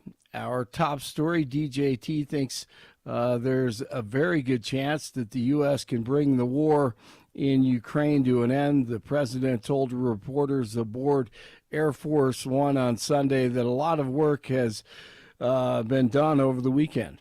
Doing pretty well, I think, with Russia. And we'll see if we have something to announce maybe by Tuesday. I'll be speaking to President Putin. That's on Tuesday, he said. Ukrainian President Zelensky has already accepted a U.S.-backed 30-day ceasefire proposal, but there was some news over the weekend that he says that he'll bomb Moscow if he has to and isn't going to sit out for any election in Ukraine. We'll see what happens there. God, what a mess. 47 also talked tariffs and how it's going to start adding up for America. Many billions of dollars have already come into our country, and the big money is coming in on April. And if you didn't see it, the president was bumped in the mouth with a boom mic being held by one of the reporters in the scrum. It was an accident and obviously didn't hurt DJT, but it brought up some good questions about crazy people putting deadly substances like fentanyl on the windscreen of the microphones, or maybe some other things that would kill them. Anything is possible, and they may not be allowed to be that close to 47 in the future. We shall see. A pair of astronauts stranded on the International Space Station are gearing up to finally return to Earth. Sonny Williams and Butch Wilmore are about to wrap up an unexpected 9-month stay aboard the ISS due to issues with their Boeing Starliner spacecraft. A SpaceX capsule that will be their ride home docked at the ISS over the weekend. Meanwhile, nut jobs across the country protested Elon and Tesla because they have severe cases of TDS. This bozo was caught keying a Tesla in California. Well, you're on video. I plainly saw you doing it. You pulled up right next to it, and then you keyed it. You want to bet? Okay. Well, they got your license plate. I'm surprised you haven't been contacted by the police yet. I mean, what do you have to say? I mean, I saw you do it. I'm just curious. I mean, just because of Elon, you're wearing a USA T-shirt, driving a Korean car. Why would you key an American car? The guy's probably a Democrat that owns it. I think it's a woman. I mean, I'm just curious why you did that. You just don't have anything to say about that? Neither one of you guys do? Nope. Okay. You're handicapped, too. I mean, this is just kind of ridiculous. He's standing up, walking around. He gets in his car. They parked in a disabled spot, of course. POS. But then again, he sounded like he had a mental disorder, so I can understand why he parked there. Blake, I got a question. I'll ask JFab this, too. Do you guys think that we're going to... Are we like boiling towards the summer of 2020 again? Or we're going to end up with that big a protest and that much destruction? And right now it's just keying cars, but we know the left destroys things. Mm-hmm. And they destroyed cities across the country. Are we making our way back towards that? Our way. You know what? I thought about that over the weekend, and I'm going to say no, because they don't have the money anymore. USAID, they were being funded by them. I'll never forget in Denver, when I lived in Lone Tree, I'm behind this car, it cuts in front of me and exits Lincoln, to go to Lone Tree, right? And the car has DJT, F Trump, and F, Republicans, blah, blah, blah, and racists and BLM all over it, painted all over it. Has a Washington license plate. And I'm like, what is this? Somebody from Lone Tree who's protesting downtown? What is going on? Their hair all painted. I may have told this story, but anyway. So I'm like, let me see where this guy's going. He takes her right there on Park Meadows Drive. Follows down to that Marriott, pulls into the Marriott, parks, gets out. Oh, it's been a long day at the office with his backpack and everything, and walks in with Eight agitators. Yes, with his BLM T-shirts and everything. And I'm like, this dude's staying at the Marriott.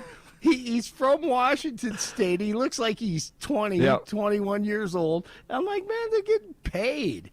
And yes, so 100%. I think USAID, because of what's happened, maybe we don't see it. Hopefully, interesting. So I don't know. What do you think? I mean, that's a really good point. I just think they're naturally destructive people, so they take this. This is how they do stuff.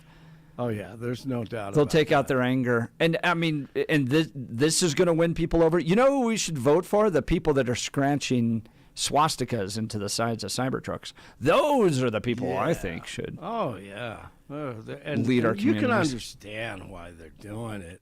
I mean, they have a good point. Oh my God! No, they're toddlers that were never punished as children. Absolutely, no one ever said no to them. Right. So tons of knuckleheads out there. I'd say 3 in 10. Come Inside Politics Sunday. I'm Manu Raji. First up this morning, a brand new exclusive CNN poll that paints a brutal reality for Democrats as they struggle to mount a unified opposition to President Trump. Americans' favorable views of the Democratic Party's brand are at a record low, just 29%. That's compared to 36% for Republicans. It is the lowest ever recorded for Democrats in CNN polling, going back more than 30 years. That kind of tells the story right now. All right, we'll get to John Fabbricatore soon. So let's talk about CSU. They're in the big dance. NCAA tournament tips off this week, and the Rams will take on Memphis Friday at noon. 45 in Parker, 46 in Arvada, and 49 in Denver. Jeff and Billy continue. Queer, trans, and BIPOC urban farmers and consumers about food justice. Blake Olson, News Talk 710 KNUS.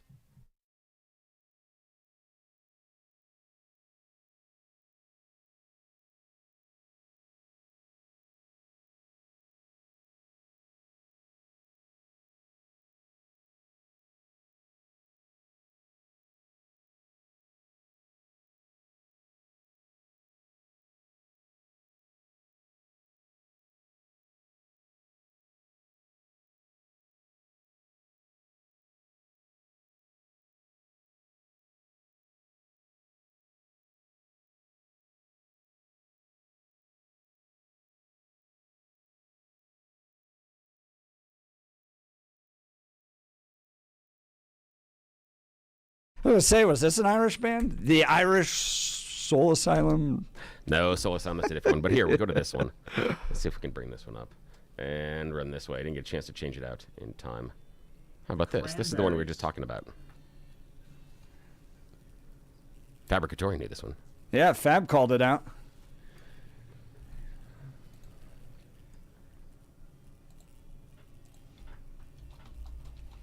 She's still alive? No. Lead singer? She passed away. Oh, she did? Was a drug overdose? Yeah, I think, yeah, she had some problems. And so, yeah, she passed away. It was a year and a half ago. Yeah. Wow. Yeah, Dolores O'Riordan. That's 90s, man. I feel like I'm being transported back to the 90s. Yeah, and this was about an attack of the Irish Republican Army in England, and it killed 2 kids.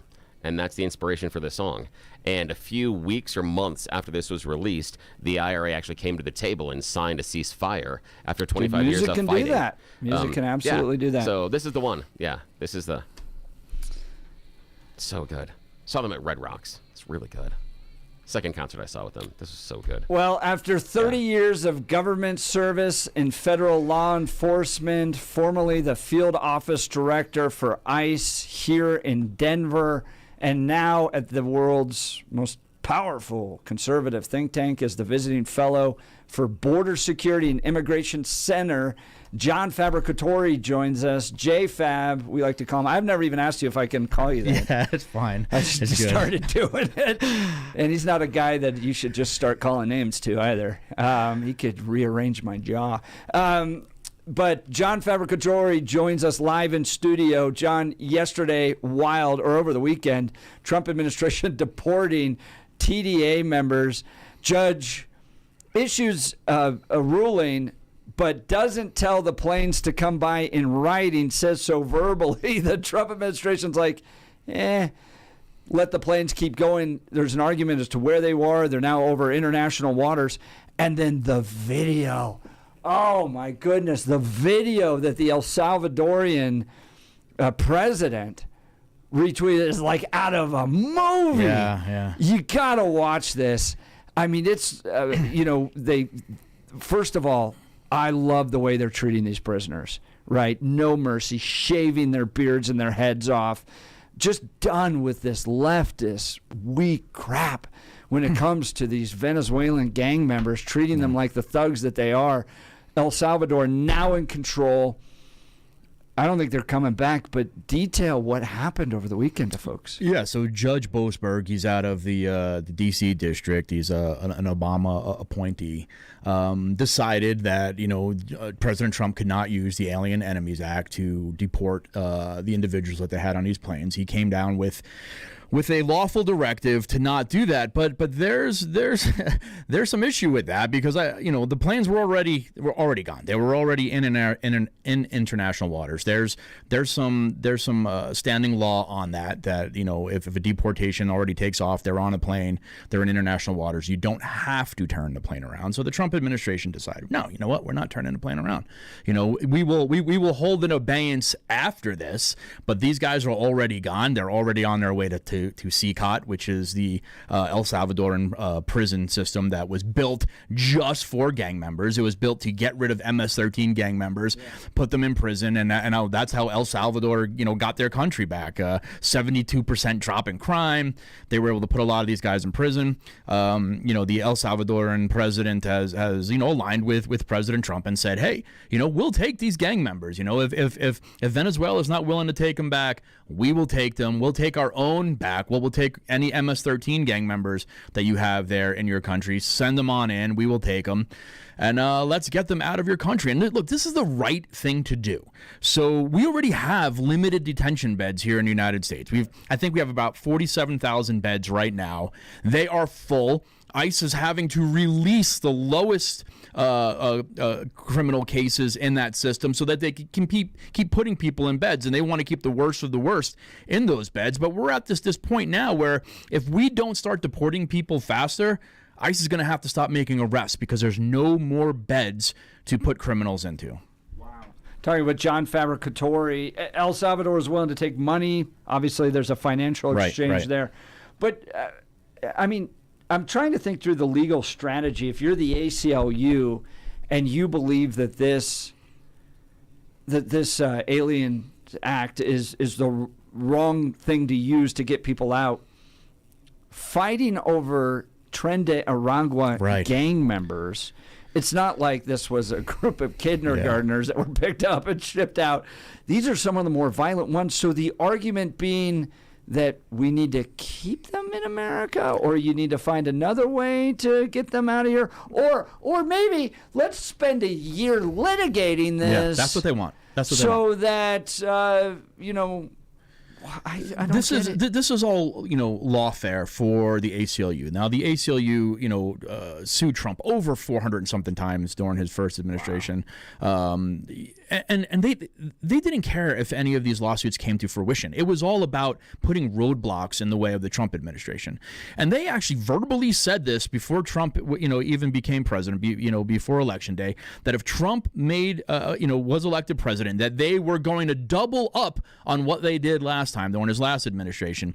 So they're going to sue on every single thing that President Trump does. They're going to file lawsuits and hope that it mires down and puts this administration into sort of a quicksand that they can't react fast. And their hopes is to just make people mad at President Trump because he can't get his platform forward.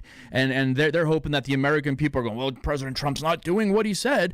Well, President Trump is having a hard time doing what he says because he's being sued every single day by leftist attorneys and these leftist judges that are just being in fiat, just saying, well, we're in charge now. It doesn't matter what the president says. We're just going to come on and say whatever the president says is wrong and, put these roadblocks in place. And that's what's happening right now.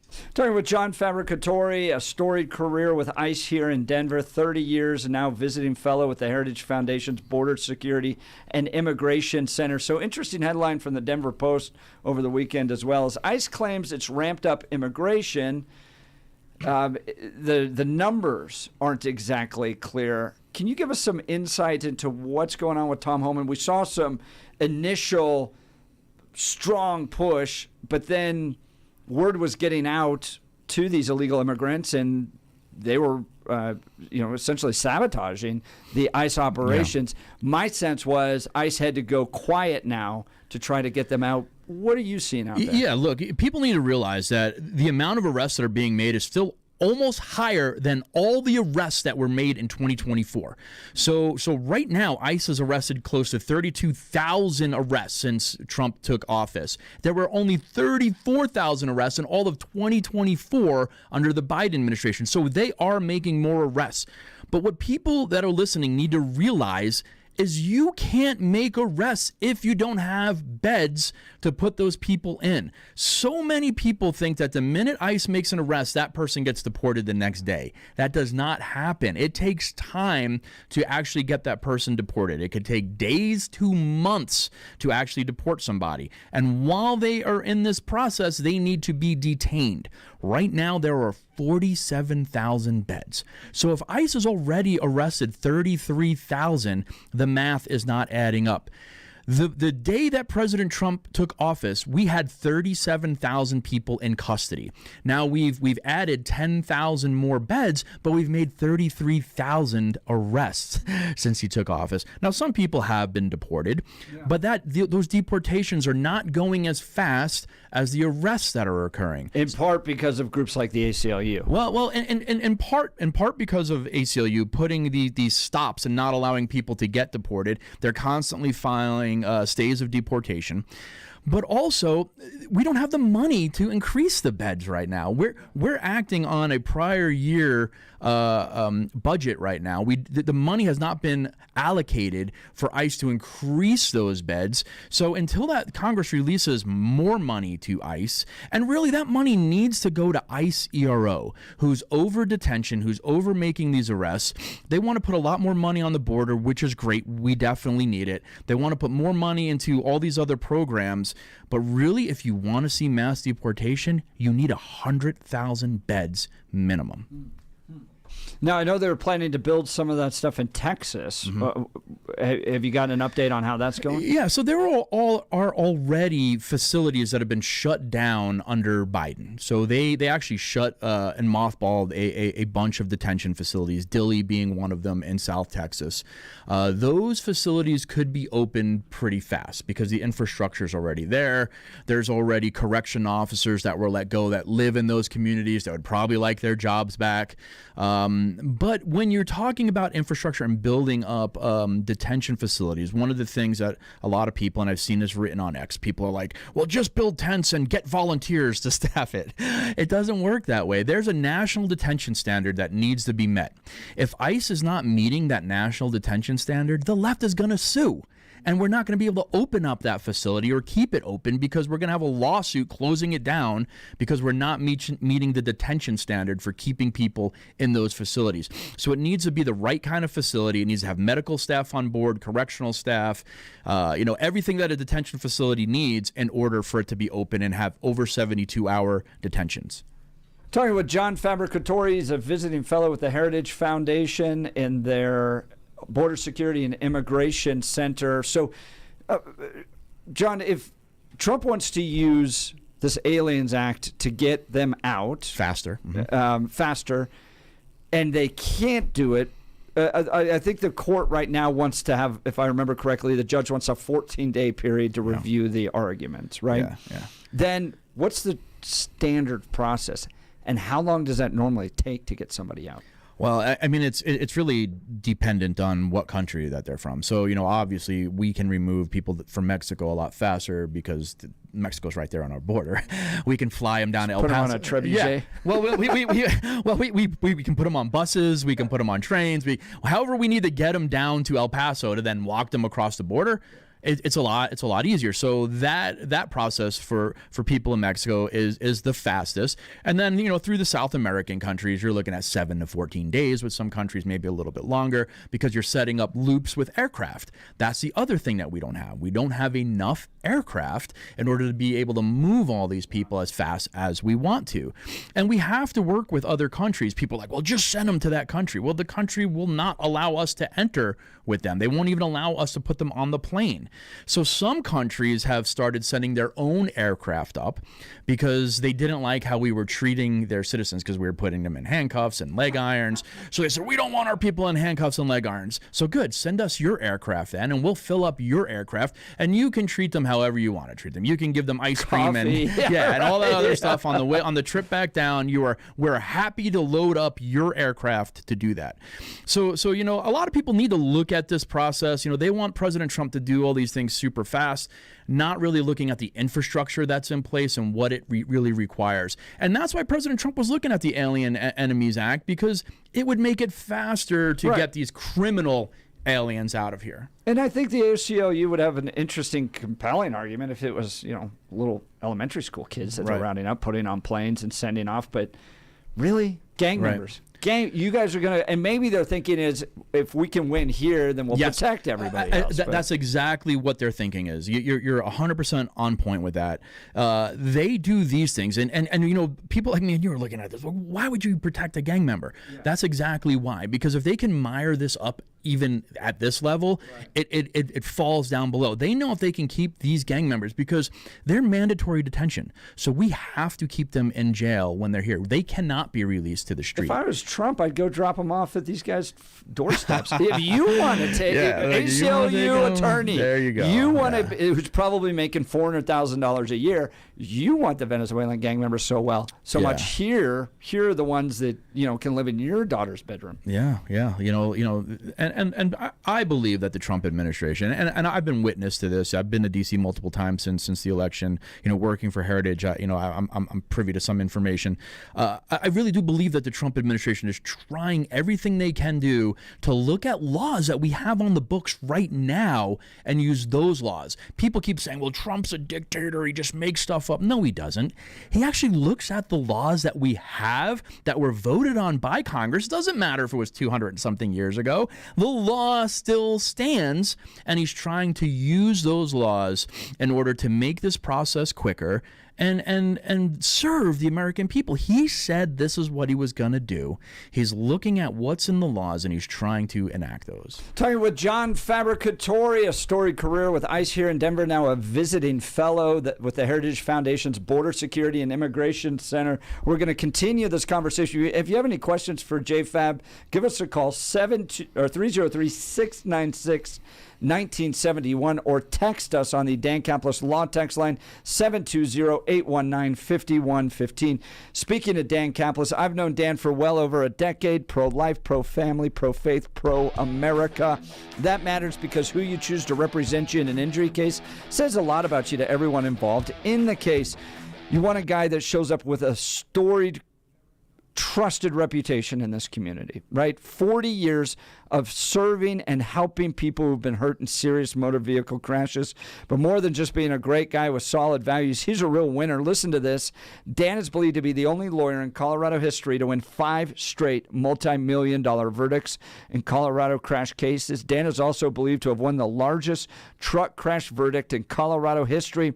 Dan Caplis Law, so trusted that he's the official law firm partner of the Denver Nuggets and the Colorado Avalanche. Dan Caplis Law, serious firm for serious cases. Dan accepts righteous injury cases on a percentage fee basis so that he can represent good people from all walks of life without regard to ability to pay. So if you need Dan's help, here's his phone number. Give him a call, 303-770-5551. That's 303-770-5551, or hit dancaplisLaw.com. That's Dan, C-A-P-L-I-S Law.com. We'll continue. Absolutely jam-packed phone lines. Text us if you can't get in. 720-819-5115. You're listening to Jeff and Bill. This is Denver's Talk Leader, News Talk 710, KNUS.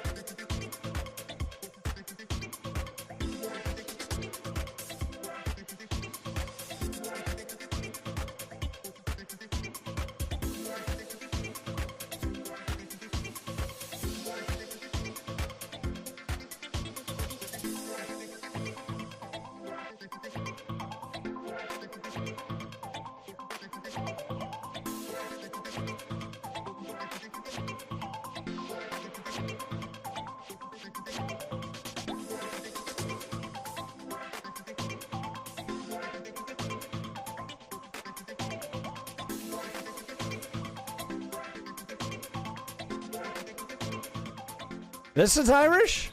Yes, Hosier. He's Irish. Huh. Yeah. Yep. There you go. Yeah. And again, somewhat spiritual, but also there's another metaphor tagged inside here. Now, most people may know the song Too Sweet that he had, but this is a number of years ago, Take Me to Church. But yeah, this is a metaphor song, but yeah, he's Irish. Yeah. Welcome back to the Jeff and Bill Show. Very special Irish learn something Patrick's here. Day. Every day. Learn something here. Show for you. We've got John Fabbricatore live in studio with us. 30-year career with ICE, the government, Air Force. The guy's been a true American patriot. Now visiting fellow with the Heritage Foundation's Border Security and Immigration Center. And lots of text messages, lots of questions coming in on the phones. But here's a good one, 8422. Why we got to fly him back? They walked up here. Can't we just trebuchet them back over to the other side of the border and say, walk home? I want to jump in on this one because it will dovetail nicely with a phone call that just received from a listener that was talking about why couldn't we take the approach that Argentina did back when they were ruled by the communists and do the death flights, which was people that were convicted of certain types of crimes. They would just fly them out over the ocean and just drop them out of the plane. Oh, gosh. Which Jeff has advocated for a couple of times. So, again, I'll put that in there. Only to the guy that murdered Laken Riley. Yeah, but again, only to that guy. Yeah, I'll throw that into the conversation as well. One of the fine daughters of America, yeah, we'll fly you out over the plane, kick you out the back. Go ahead. So we can send people back like that if a person chooses to go back, walk back across the border.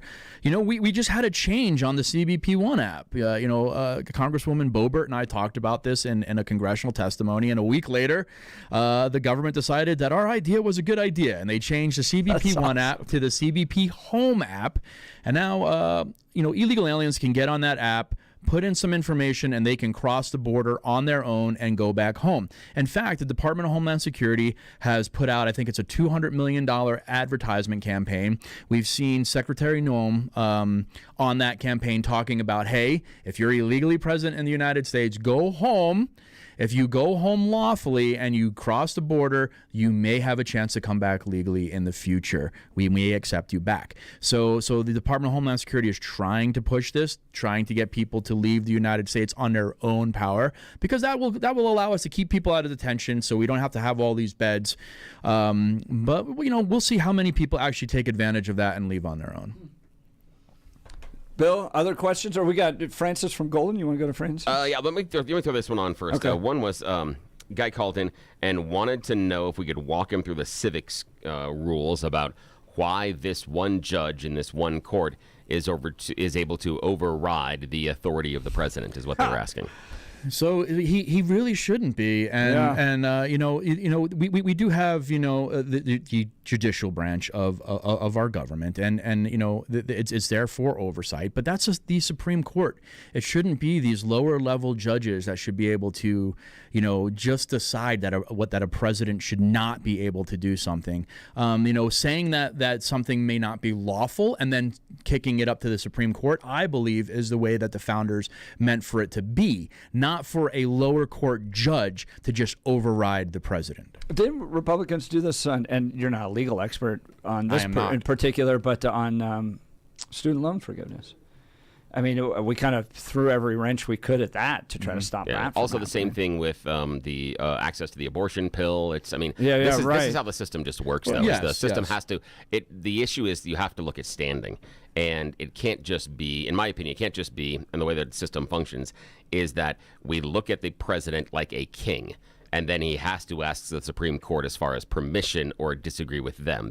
There has to be an original case as far as harm, and that has to be done inside of a jurisdiction. So it would have to be someone from Colorado, Wisconsin, Michigan, Texas to claim a harm in order to get that case to the Supreme Court. You wouldn't want the ACLU just come out and go, "We disagree with the president, Supreme Court." We'd hate that. That would circumvent the entire process that we have here, that other courts should have a chance to knock that down before it ever gets to the Supreme Court. Because if we don't need those local judicial districts, then if we don't have to care about those rulings dealing with what comes out of the executive, then they just shouldn't exist. then we should just go and give everything directly to the Supreme Court, which unfortunately would either extend their term or mean you need more judges because they wouldn't have the ability to get through all the cases they would be going through. Yeah, so you have to expand the court. No, absolutely. Everything should not go to the Supreme Court, and the lower court's jurisdiction is good oversight. But with the way we're seeing it used now, where it's being used as lawfare just to roadblock the president, I mean, we see this happening. That is the reason that they're doing it, and it's not in good faith. Yeah. Well, and I don't think it helps Democrats in the long run, messaging-wise. What did you go to bat to fight for? Oh, the violent Venezuelan gang members, and making sure they got to live here in America. That's just crazy. Let's go to the phone lines. Francis Golden. Good morning, Francis. You're on the Jeff and Bill Show with John Fabbricatore. Hey, happy St. Patty's Day. Hey, can I give you guys one little hint? While brackets are coming out, don't pick against Jesuit schools on St. Patty's. Not good. Yeah, not very gonna smart. work. Very smart. Very It ain't gonna smart. work. Yes. So, hey, now listen, of course this lower court did exactly what it should have done. I mean, it's doing its job. I don't care if you ideologically disagree, but that's exactly how this works. The case has to work its way up and go from there.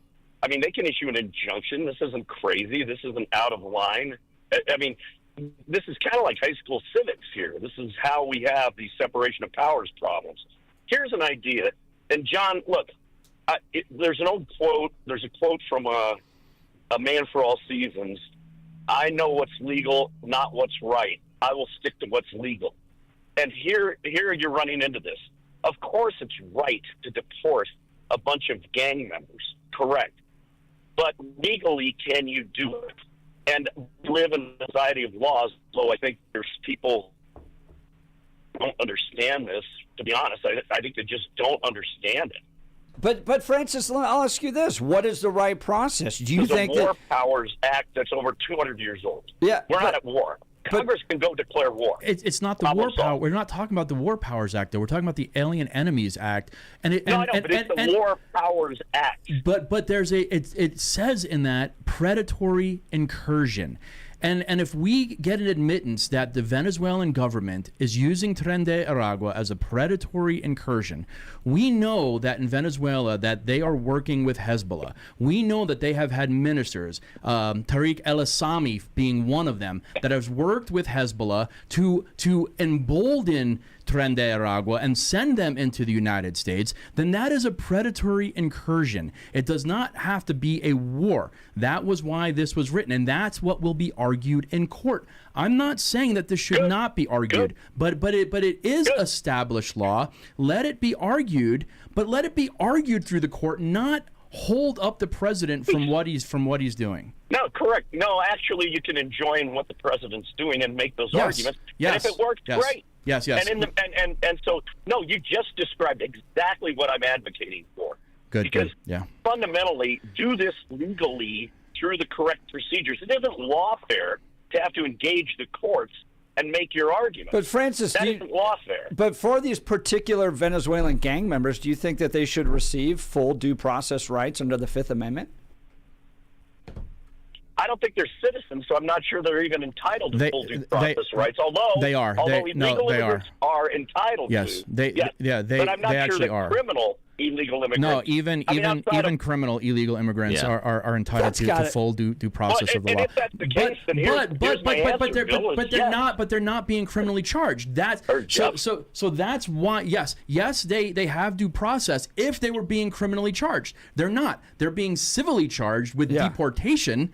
So the deportation process, because we do it civilly, I guess I just don't understand, Francis. We got to get to a break here. Great call, by the way. Yeah, great call. Thank you. Why this shouldn't take longer than, or I guess why it shouldn't take longer than 5 minutes to do, right? Are you here legally? No. Enjoy your plane, fly home. Why a whole hearing and all that stuff? Why do we have to do all that? Yeah, I mean, people can claim asylum. They can do those things, but that's just a magic word they're using now. But if you have a criminal conviction, which many of these do, then asylum is off the table for them, so they can still be removed. Good. I think it should take 5 minutes at that point. All right, you're listening to Jeff and Bill. This is Denver's Talk Leader, News Talk 710 KNUS.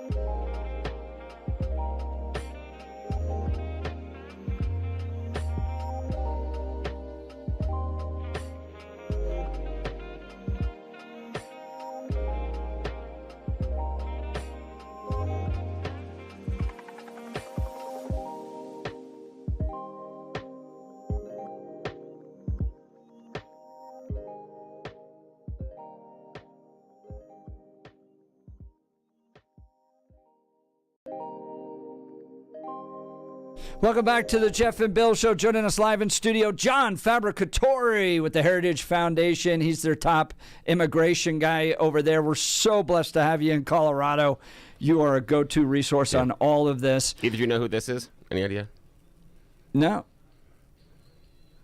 I know. Sounds 80s. Sounds like I should put on my... 80s, yeah. Nominated for Grammy in 1989. Nice. First album. You'll know the second album. Hang on, here's the hook. Yeah, no idea. Irish singer. J-Fab? I don't know. Does it help if I tell you she's bald or was bald? Oh, Sinead O'Connor? This is Sinead O'Connor. This is off her first, she was actually delightful. This is after. This is off her first album, Lion and the Cobra. Oh, it didn't ring I a bell. know. The only thing I knew about her was she got angry at the Pope and Nope. ripped up a picture. Saw her on the tour for this album at the Rainbow Music Hall. It doesn't exist anymore. I know. Let's talk, as we wrap up here, what to expect for Colorado. ICE immigration raids. Did they catch the guys that tipped off everybody? Are we going to see a strong presence? Is Denver Public Schools right to be concerned that elementary school doors are going to be kicked in and little kids dragged out by their ears? You know, Jimmy Sangenberger did a great piece on the whole Denver Public Schools. How they're just out of control on this whole issue. Yeah. It's just pushing out fear, and it's making the communities fearful. ICE is going to continue to do their job. This is what they do. The men and women of ICE, ERO, and HSI, and every other agency that's helping Immigration Customs Enforcement right now, they're out on the street. They are doing what they're lawfully allowed to do. Yeah. Is go after illegal criminal aliens. If they come across other illegal aliens while they're doing that, there's going to be arrests made. But Saturday, Pete Boyles had 2 illegal immigrants that have come up here. Mm-hmm. Generally seem like nice guys, religious guys. Right. They just want to work quietly. Your message to them? Look, go back home and come back over legally because we can't make these little allowances. Oh, this person's 100%. nice. I mean, you know how many people have texted me and called me that, oh, my best friend is this and this. I'm like, great. He's probably a great guy. Really feel for him, but he didn't come in legally. And if we start making these little tiny allowances, then the U.S. immigration law just doesn't matter then. Yes. So I'm not saying that they should not be here. I want good people to be here, but let's have them go out. Let's make them make a proper legal, lawful entry into the U.S., go through the process that everyone else goes through to become naturalized United States citizens, get their green card first, work through that whole process. But right now, we just don't have that mechanism to let people that are unlawfully here do that. So we have to make decisions, and they're hard decisions. John Fabbricatore, how can they follow you on X? Yeah, you can follow me on X at John_FABB. My website is johnfab.com. So really easy. And follow me. Give me a follow. Got to. He is the best mind we have. We recognized it. Now the world's largest conservative think tank knows it as well. John Fabbricatore with the Heritage Foundation. You're listening to Jeff and Bill. KNUS.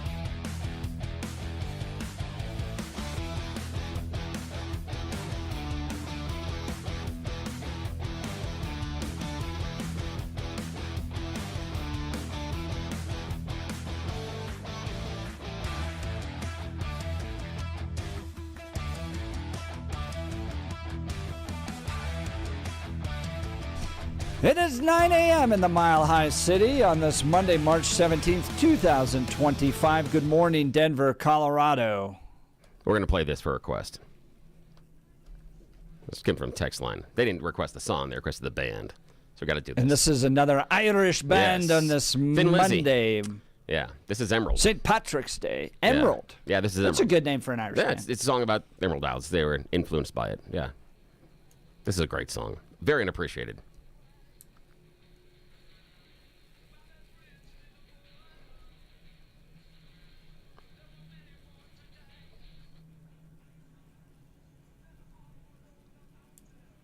There you go. Yeah. Everybody does whiskey in the jar and stuff like that. No.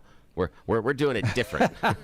we're going to the catalog. We're gonna represent this music right. Well, a very happy St. Patrick's Day to all you out there. And joining us in just a little bit is going to be Steve and Elise from Black Eyed Pea. They're the owners of Black Eyed Pea. Absolutely wonderful restaurant because they are right now in the midst of a 3-day Irish feast celebration. And they're going to be bringing some food by for us to try. I love everything about this restaurant. In fact, I'm taking the kids there for lunch later today after the show to celebrate. I mean, listen to some of this corned beef and cabbage, slow cooked overnight. Pork bangers with mashed potato, Irish pie and shepherd's pie, and then my favorite, a Reuben with sliced corned beef, sauerkraut, Swiss cheese, and Thousand Island dressing, all on marble rye. Woo! Happy St. Patrick's Day to all of you out there. I'm not going to want to miss this conversation with our friends from the Black Eyed Pea, but now is time for news with Blake Olson. Blake Olson. Blake Olson, news and comment. Hey, happy St. Patty's Day. It's Monday, 56 and sunny in Denver, expecting a high of 71 today. The 7-10 5-day forecast is coming up. Our top story, another TDA gang member is now in jail. U.S. Border Patrol agents in Detroit said that they responded to an alleged shoplifting call last Thursday and ended up apprehending 24-year-old fugitive Brider Johan Espino Murillo.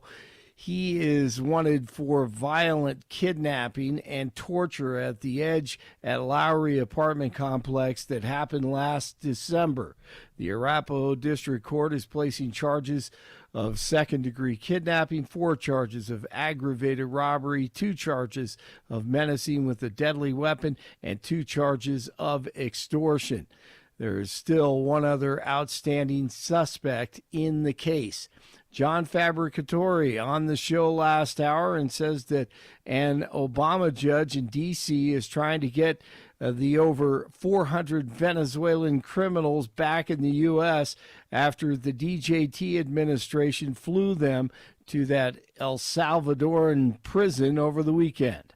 But these guys are already gone. They're already on their way to CCOT, which is the El Salvadoran prison system that was built just for gang members. It was built to get rid of MS-13 gang members, put them in prison, and that's how El Salvador, got their country back. 72% drop in crime.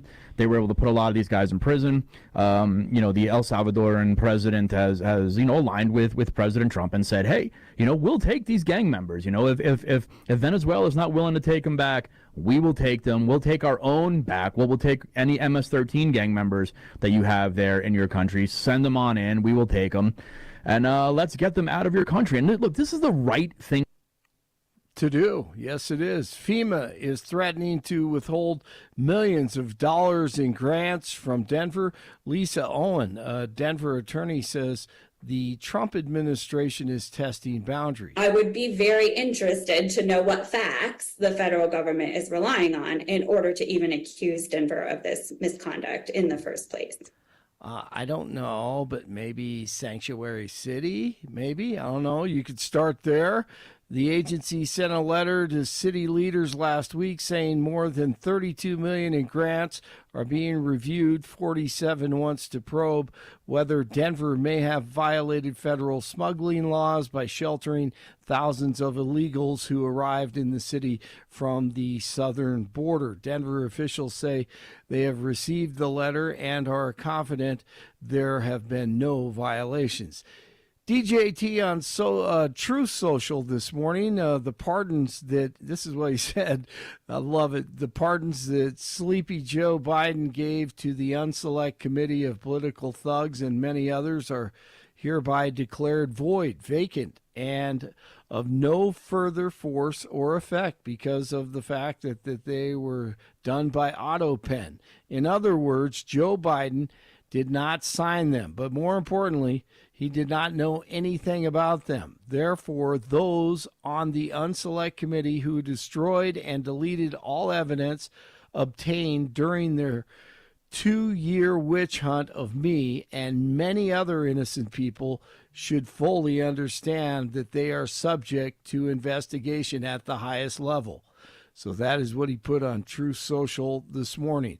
And that includes his family, Biden's family, Dr. Fauci, and General Mark Milley, and the J6 committee. So stay tuned. It's only Monday and day 56. DJT says he intends to speak with Russian President Putin tomorrow. He said he thinks there's a very good chance that the U.S. can bring the war in Ukraine to an end. Ukrainian President Zelensky has already accepted the U.S.-backed 30-day ceasefire proposal, but who knows with him? Hopefully he will listen. A hearing will be held in a Boston federal court today on the decision by U.S. Customs agents to deport a Rhode Island doctor. The judge is demanding to know why Dr. Rasha Alawi was deported from Boston to Lebanon on Friday with a valid visa. The doctor was deported despite the judge's order specifically blocking her from being removed from the country. Rory McIlroy, the winner of the Players' Championship in Florida this morning, it went to a playoff. So on St. Paddy's Day, McIlroy wins. CSU in the big dance. The NCAA tournament tips off this week, and the Rams will take on Memphis Friday at noon. Great matchup. That should be fun. 55 in Aurora, 54 in Lakewood, and 56 in Denver. Jeff and Billy continue. I fully authorize the most talented team ever assembled to go and get it. Blake Olson, News Talk 710, KNUS.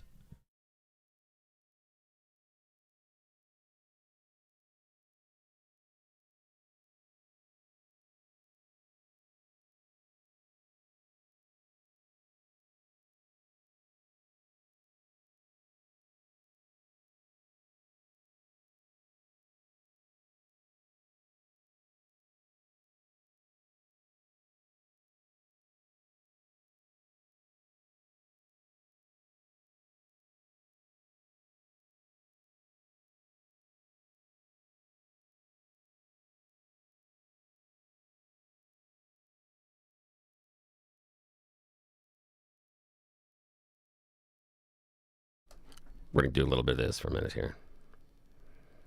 Good Irish band. Good Irish punk band, actually. And you and I are going to talk this about... This is Irish punk? Of Colorado. Yeah, this is Irish punk. Yes. This is the Pogues. This sounds like a guy on the Western Plains. I know, but here it is.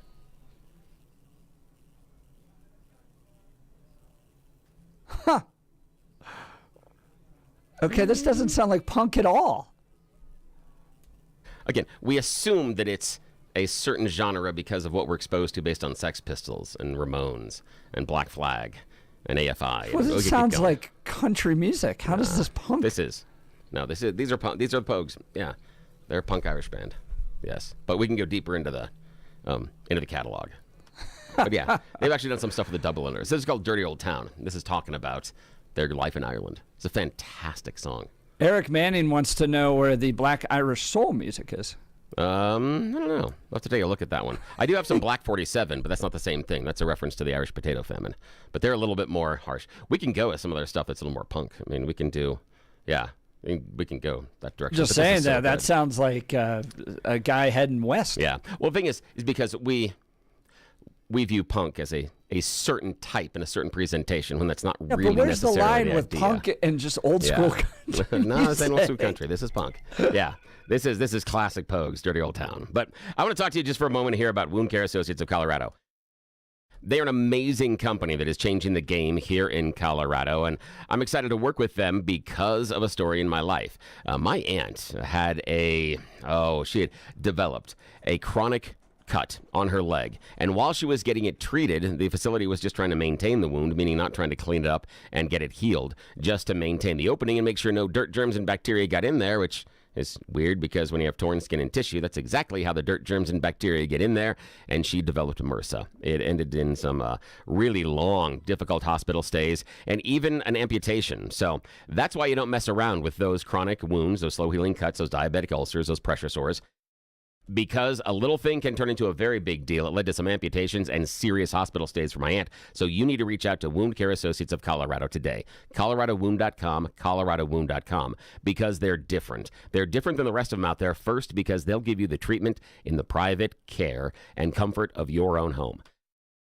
Yeah, you don't go to a facility, you're not doing transportation, you're not hanging out in a lobby or nothing. You're going there. You're going to go to ColoradoWound.com, ColoradoWound.com, and then you're going to make an appointment. Their wound-certified nurse practitioner comes to your house and gives you the treatment that you need right there. That's how they operate. More than that, though, they want to make sure that they heal the wound. They don't just want to maintain it and make sure that the wound stays open. They want to make sure that this is a healed process, that your skin closes up so those dirt, germs, and bacteria can't get access to your body anymore. And that's unlike what normal other wound care facilities do. They try to maintain that wound, just like with my aunt, and that's when you get into some problems. So don't mess around with the others. Only trust the best. Wound Care Associates of Colorado. Make your appointment today at ColoradoWound.com, ColoradoWound.com. If you or someone you love is struggling with a chronic wound, visit ColoradoWound.com today and tell me you heard about it here on the Jeff and Bill Show. You know, the people from Black Eyed Pea are just arriving, so we are going to step aside. We'll be back right after this on Denver's talk station, News Talk 710 KNUS.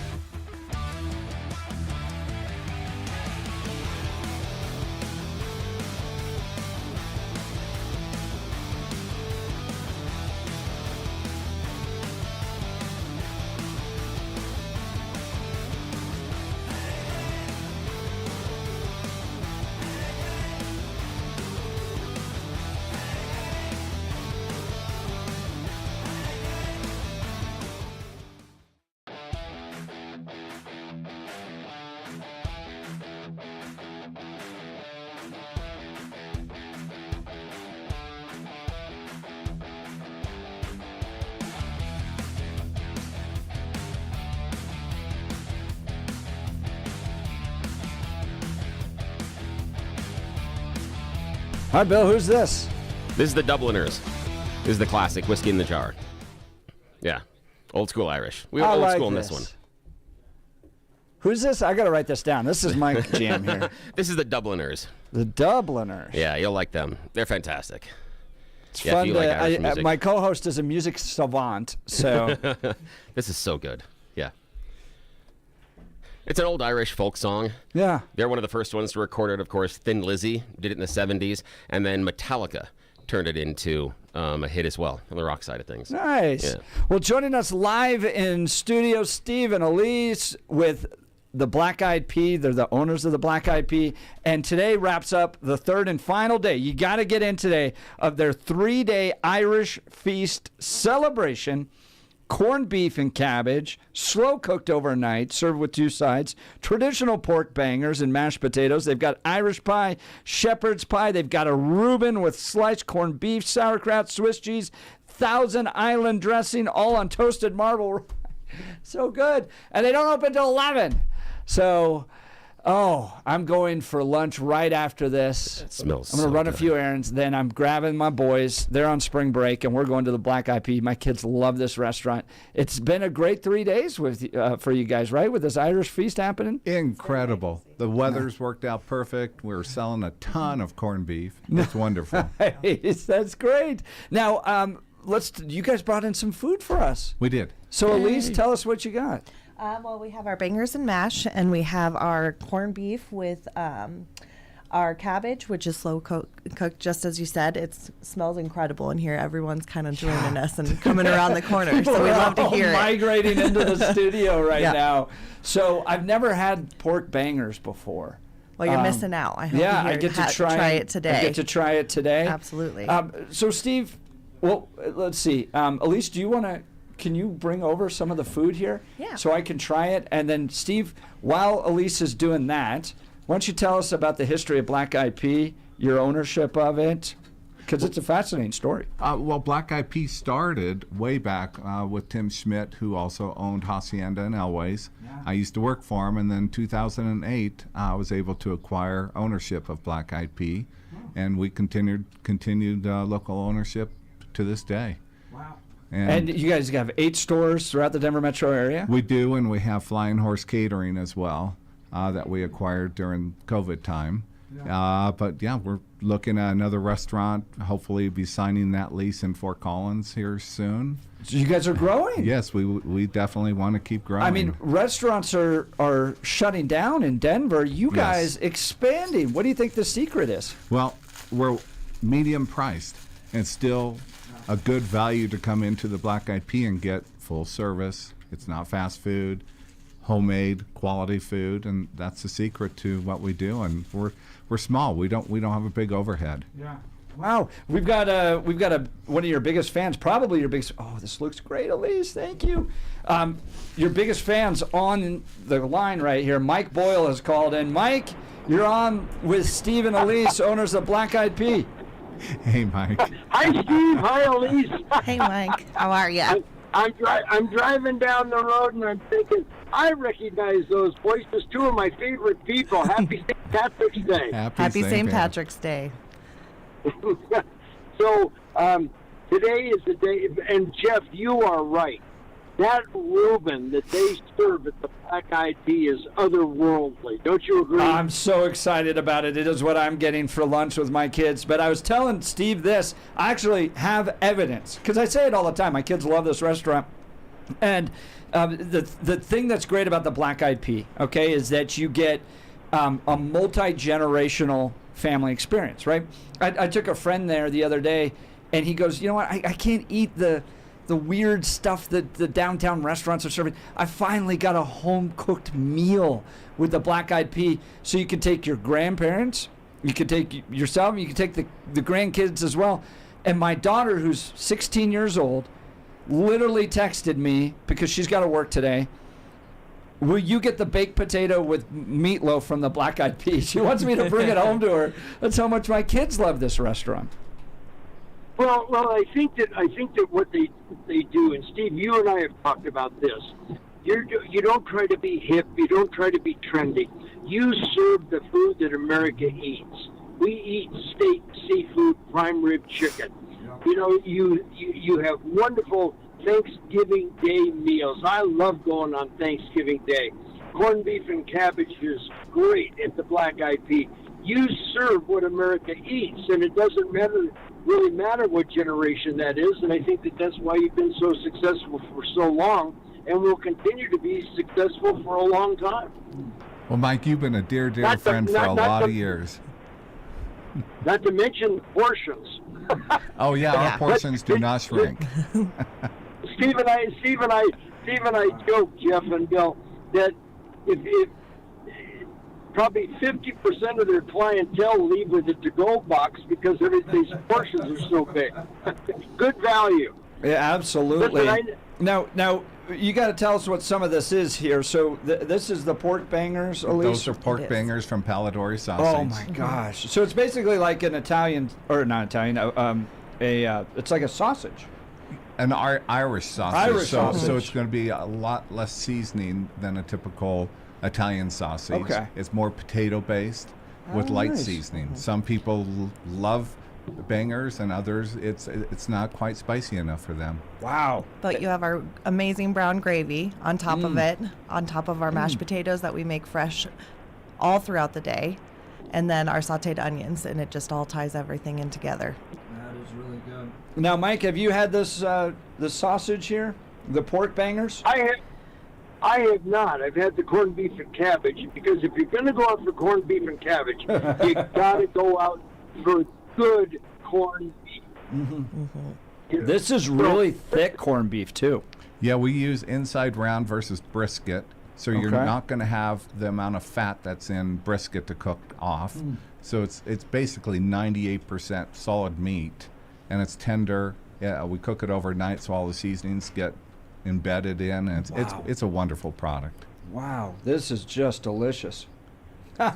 Listen, I'll let you guys go, but thanks for having me on. I just wanted to let everybody know, wishing you guys all a happy St. Patrick's Day. So thanks for getting me. Thanks, Mike. Have a great St. Patrick's Great Day, to Mike. hear from Mike Boyle. Mike. Mike runs the restaurant show, which is heard on the weekends here on 710 KNUS, and it's just so well known in the community.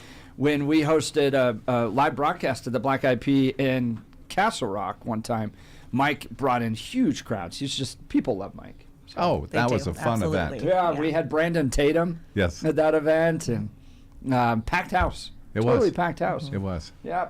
So let's talk more about the food that you guys are offering. So in addition to this, you also have the Irish pie and shepherd's pie. Now that's not here. I'm learning all of my Irish food here.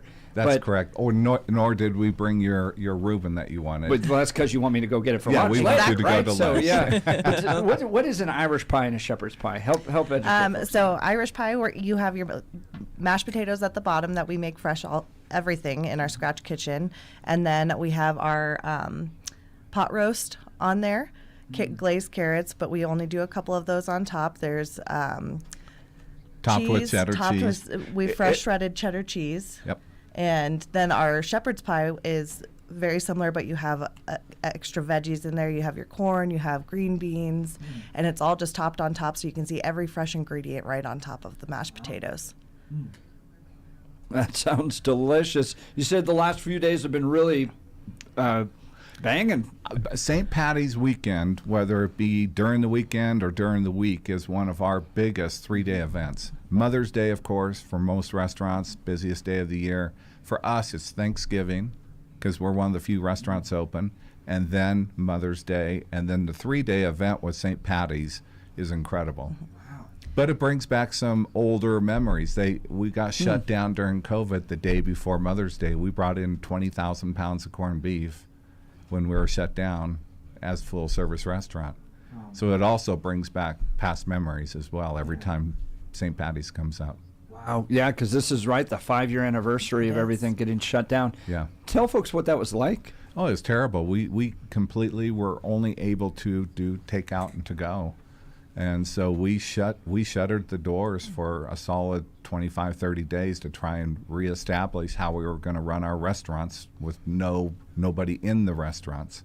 And we were small enough with no debt we were able to survive that, and with the help of different counties, especially Douglas County, that helped us financially, all restaurants and retail that were struggling during that time, and we were able to make it through it, thank goodness. And our incredible clientele that we love so much, and they wanted us, and so having that to go and the pickup orders made us still be here today.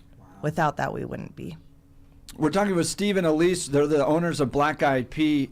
Great restaurant, 8 locations. It's a 3-day festival all around St. Patrick's Day, but today's the final day, so you got to get in and enjoy some of this great food. I mean, people can order this to go as well, right? Absolutely, Yeah. to go. It'll be on DoorDash if they don't want to get out of the house because of these winds. Yeah. I mean, I want to go back to what happened to you guys over the lockdowns, because it is a painful memory for a lot of people to go back to, with regards to their businesses and the chaos and trying to abide by everything, and now you guys are at a spot where you're opening a restaurant too, an additional one. So you came through that. Now the business is thriving, growing. What were the lessons you learned? All through that. Always be looking for low-hanging fruit. You can't stop looking to change things up. This is an ever-changing world. New tax laws come through every single year. New legislation that comes through that typically is not good for small business, and you have to maneuver around that. And there's some stuff going on with tariffs that are making food costs higher. It may be good in the long run, but in the short run, the end user ends up paying those tariff taxes. So a lot of our product that is brought in is increasing. So you just have to maneuver around that. How tell me about the restaurant balance between Colorado sourced. I saw that on the menu. It looks like a lot of your materials are Colorado sourced, but obviously shrimp are not. So right, shrimp and cod and salmon comes from Norway. It's Norwegian salmon. The best. Your salmon comes from Norway? It's the best salmon in the world. It's not Atlantic salmon. It's Norwegian salmon. You can't get better than that. Joel, you can grab some food. Dude, the entire sales staff is starting to come over here now. But all of our produce is locally sourced when available. Obviously, we only have one harvest. Our beef, the Palladori sausage, which is another local company. Most any ingredient we can buy that is Colorado-based, we do. All our seasonings come from All American Seasoning, is a local company that's been around 60 years. We have great relationships with our local vendors here. Now, you're listening to Steve and Elise Shaw, owners of Black Eyed Pea, here on the Jeff and Bill Show. I want to go back to the corned beef and cabbage that Mark Crowley was nice enough to wander into the studio on my end of things, because Jeff forgot about me. But I'm not saying anything. Okay. Now, what I want to know is you talked about using a different cut of corned beef. Can we go over that again? You use a different cut than usually what you find in the store. What cut do you use in order to make the corned beef? It's an inside round. Now, why? Because it is lean. Okay. Brisket is 50% fat. Yes, it is, and anybody that is buying it at the store understands. You pick up that package, and you can see that layer of fat on there. Now, a lot of times I say the fat adds the deliciousness. Why, Steve Shaw, do you go with something that is a leaner cut? Well, again, I don't want to throw away half the product I paid full price for. And number two, it is tender and flavorful, and you're not going to get that goo that you can with brisket. I'm not putting down brisket, but inside round, in my opinion, you pay more per pound, but you're going to yield almost 90%. Wow. The thing is, because we're all, I'm very used to the regular corned beef, and the fact that you're using inside, to me, as I just keep eating this, is really good, because you're right. It absolutely contains the same, and I apologize to my mom because I'm talking with a mouthful. Sorry, Mom. You did train me better than this. That you get the same flavors inside of the corned beef, but you're right. It's not as heavy based on the grease side. It's not as, I don't want to say slimy, but you're right. It's not as greasy. It doesn't feel as heavy. But most importantly, I got to know, how are you cooking this? Because one, you don't have the grease in order to create, some of the moisture inside. But more importantly, this thing is like fall apart tender. It is just, you do not have to cut it. You can take your fork and just slowly pull it apart, and it flakes off into these beautiful, wonderful pieces that are all perfectly seasoned and perfectly cooked. Okay. How in the hell did you manage this? What do you do? Well, it's submerged in the seasoning and the water, just like you would normally boil your brisket, but we don't boil it. We cook it just like our pot roast. We put it in the oven at 10 o'clock at night. We pull it out at 7:30 in the morning. It had the entire time to get tender and soak up all those amazing juices and be wonderful. See, that's what we do at our houses. It's you cook it, you don't boil the brisket when you're making it, but we don't do the right cut. This is phenomenal because you don't have the marbling on the inside of it, but you don't miss it because the pieces are still incredibly flavorful, but you don't even get the grease when you're eating it. Most importantly, though, it falls apart on your fork. If you don't put it on the fork properly, it falls off. It is that tender. It is that juicy. This is ridiculous. And the cabbage, when do you do the cabbage inside with the brisket, or do you have the cabbage later?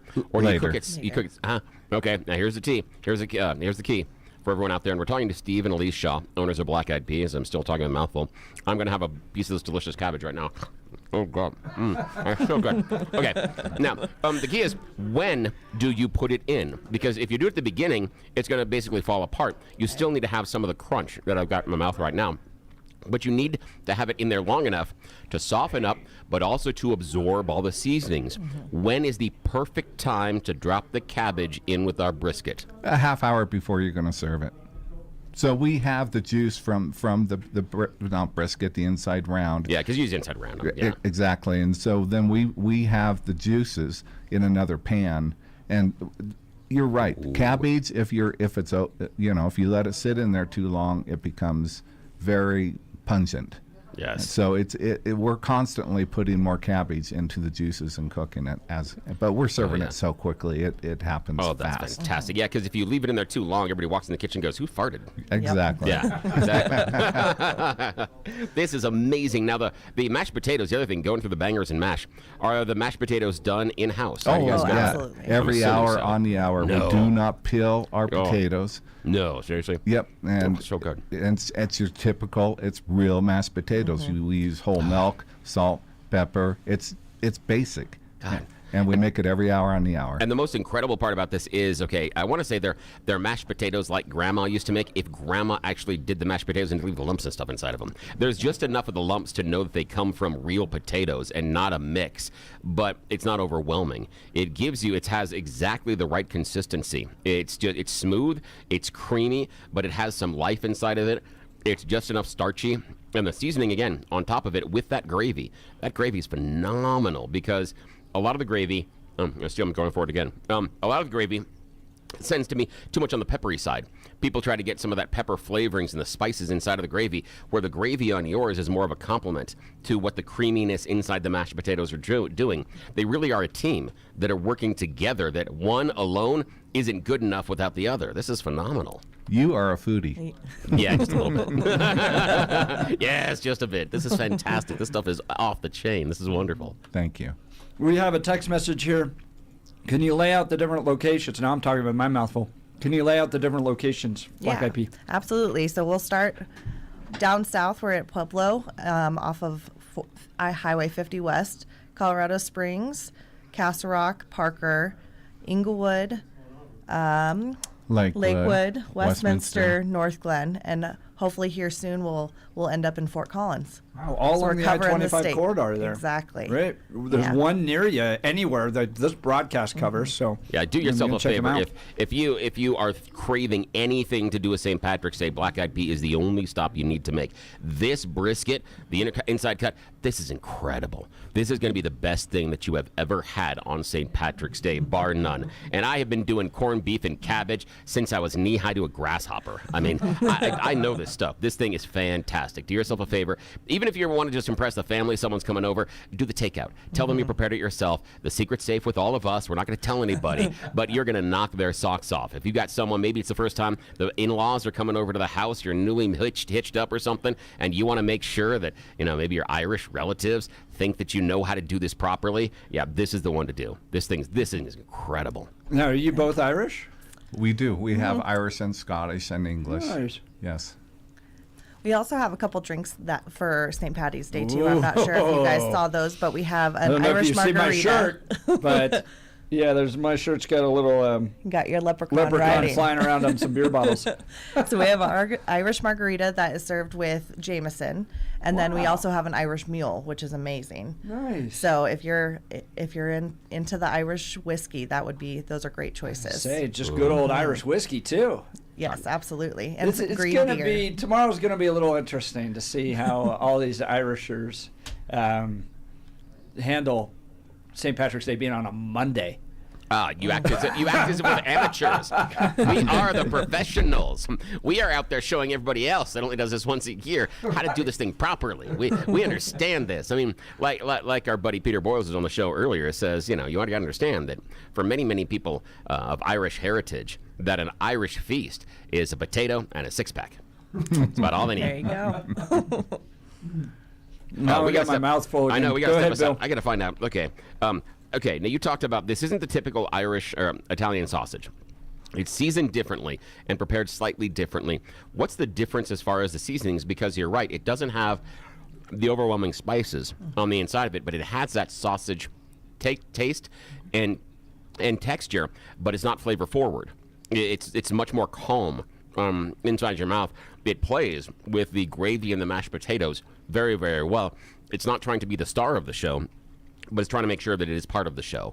So what is the seasoning that you use inside of the sausages when you're making them? Well, I would have to get the owners of Palladori Sausage in here because there we go. That's their.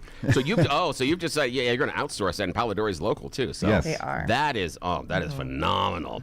So again, the sausage is wonderful. It's not the Italian sausage, and it's not going to be that spicy side of things, but it has just enough spice to have a bit of a kick.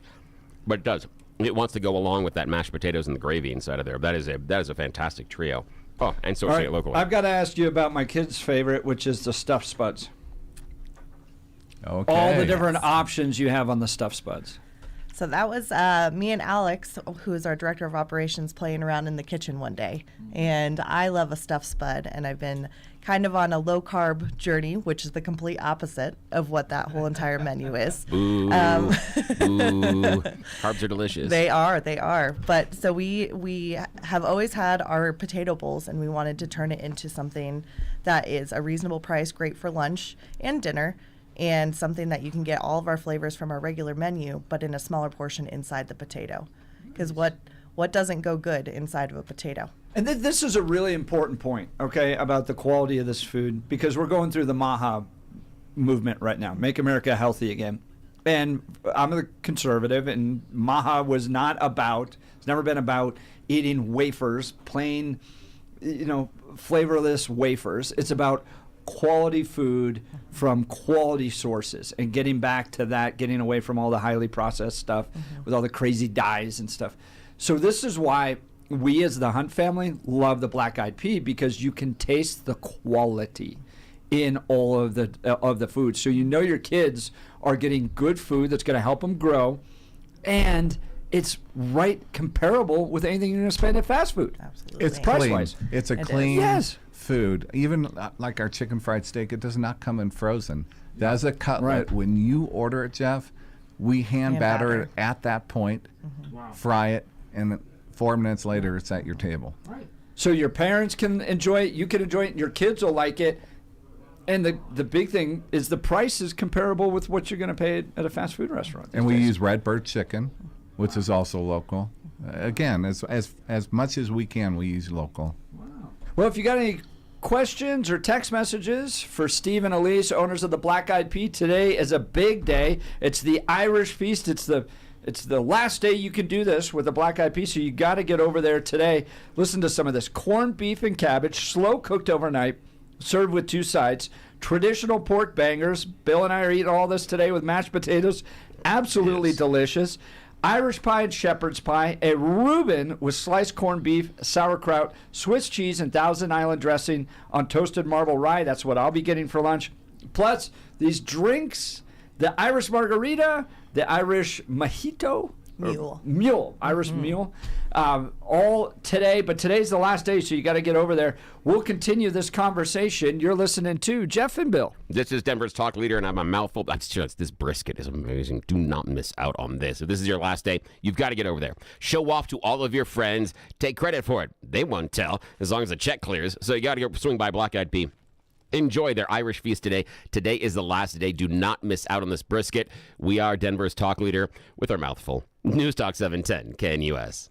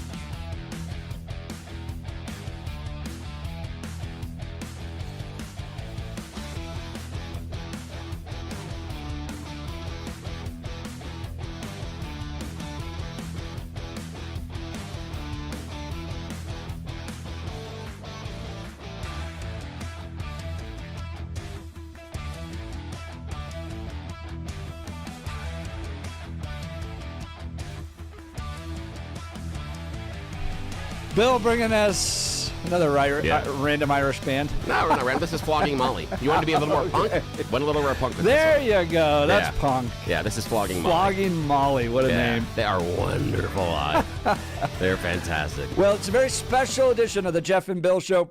Joining us live in studio, Steve and Elise, the owners of Black Eyed Pea. Absolutely one of my favorite restaurants. My parents go to the Inglewood one. They live there in Old Cherry Hills, have been there for years.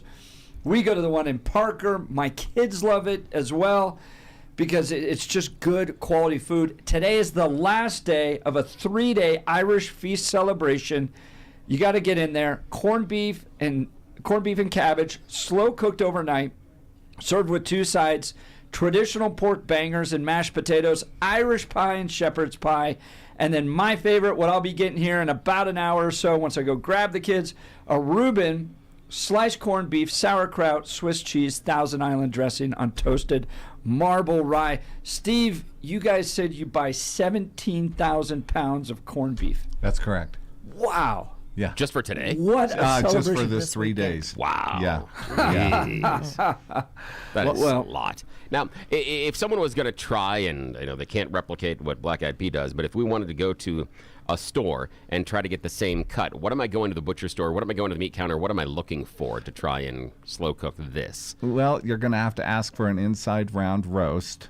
Okay. And then you're going to have to make your own seasoning packet because the traditional is going to be a brisket that has that seasoning packet that you're buying at the grocery store. Yeah, which is always nice. You have that little thing that falls in. Yeah, little packet. Or just swing by Black Eyed Pea. I had someone, do it all for you. Yeah, I had someone on the phone that asked, like, if I were to direct this at home, so I'm like, okay, we'll ask the question. But yeah, the best thing is swing by Black Eyed Pea. This, hands down, is going to be the best corned beef and cabbage, best brisket you've had. I mean, it's fall off the fork. It is flaky. It's got all the flavor. It is packed with flavor, but none of the fat. It doesn't have any of the greasiness that you find in a lot of the other corned beef that you're going to make at home. So it's going to feel very lean. It's full of the flavor. But again, the part that is just, I'm serious, the fact that it's just so flaky just blows my mind that you've been able to achieve this with an in and around. It's fantastic. This stuff is incredible. Thank you. So many great options, and what we love about them, you all support the work that we do here, which we appreciate. You got those pro-America values. You keep it in Colorado. You're hiring people. You locally source it. And so when people go to spend money at the Black Eyed Pea, they're supporting good people right here. This is not a dollar that's heading out to some major corporation. No. Every dollar that you flop down on the counter afterwards, every dollar you put on the table, every dollar that falls into the pockets of, again, both Steve, Elise, but also the servers, the dishwashers, the cooks there, are all turned around and spent on goods and services right here in our own communities. So the people that they pay, that are bringing the food to your table, they spend all the time cooking it in the back, those people are turning around and paying rent. They're going to the grocery store that you go to. They're going to those fun entertainment places. They're going to the movie theater that you go to. They're buying gas where you are. So it is an economic multiplier far beyond hitting any one of those chain stores. You want to make sure that your dollars have the maximum impact here in your own community. You go to local Black Eyed Pea. They're doing it right, and they're going to make sure that every single cent that you spend is going to be spent again here in Colorado. Locally sourced vegetables. We talked about the locally sourced sausages, and everybody that they employ is turning around to spend dollars right here in our own communities. 8 locations near you. BlackEyedPeaColorado.com is the website. BlackEyedPeaColorado.com. Throw it in to Google, and you'll find one near you because they're all over the I-25 Get there today. area. Don't miss You got to around. get there today. Last day for the Irish Feast. Yes, don't miss this. Right here. You've been listening to Jeff and Bill. We are Denver's talk leader, News Talk 710 KNUS.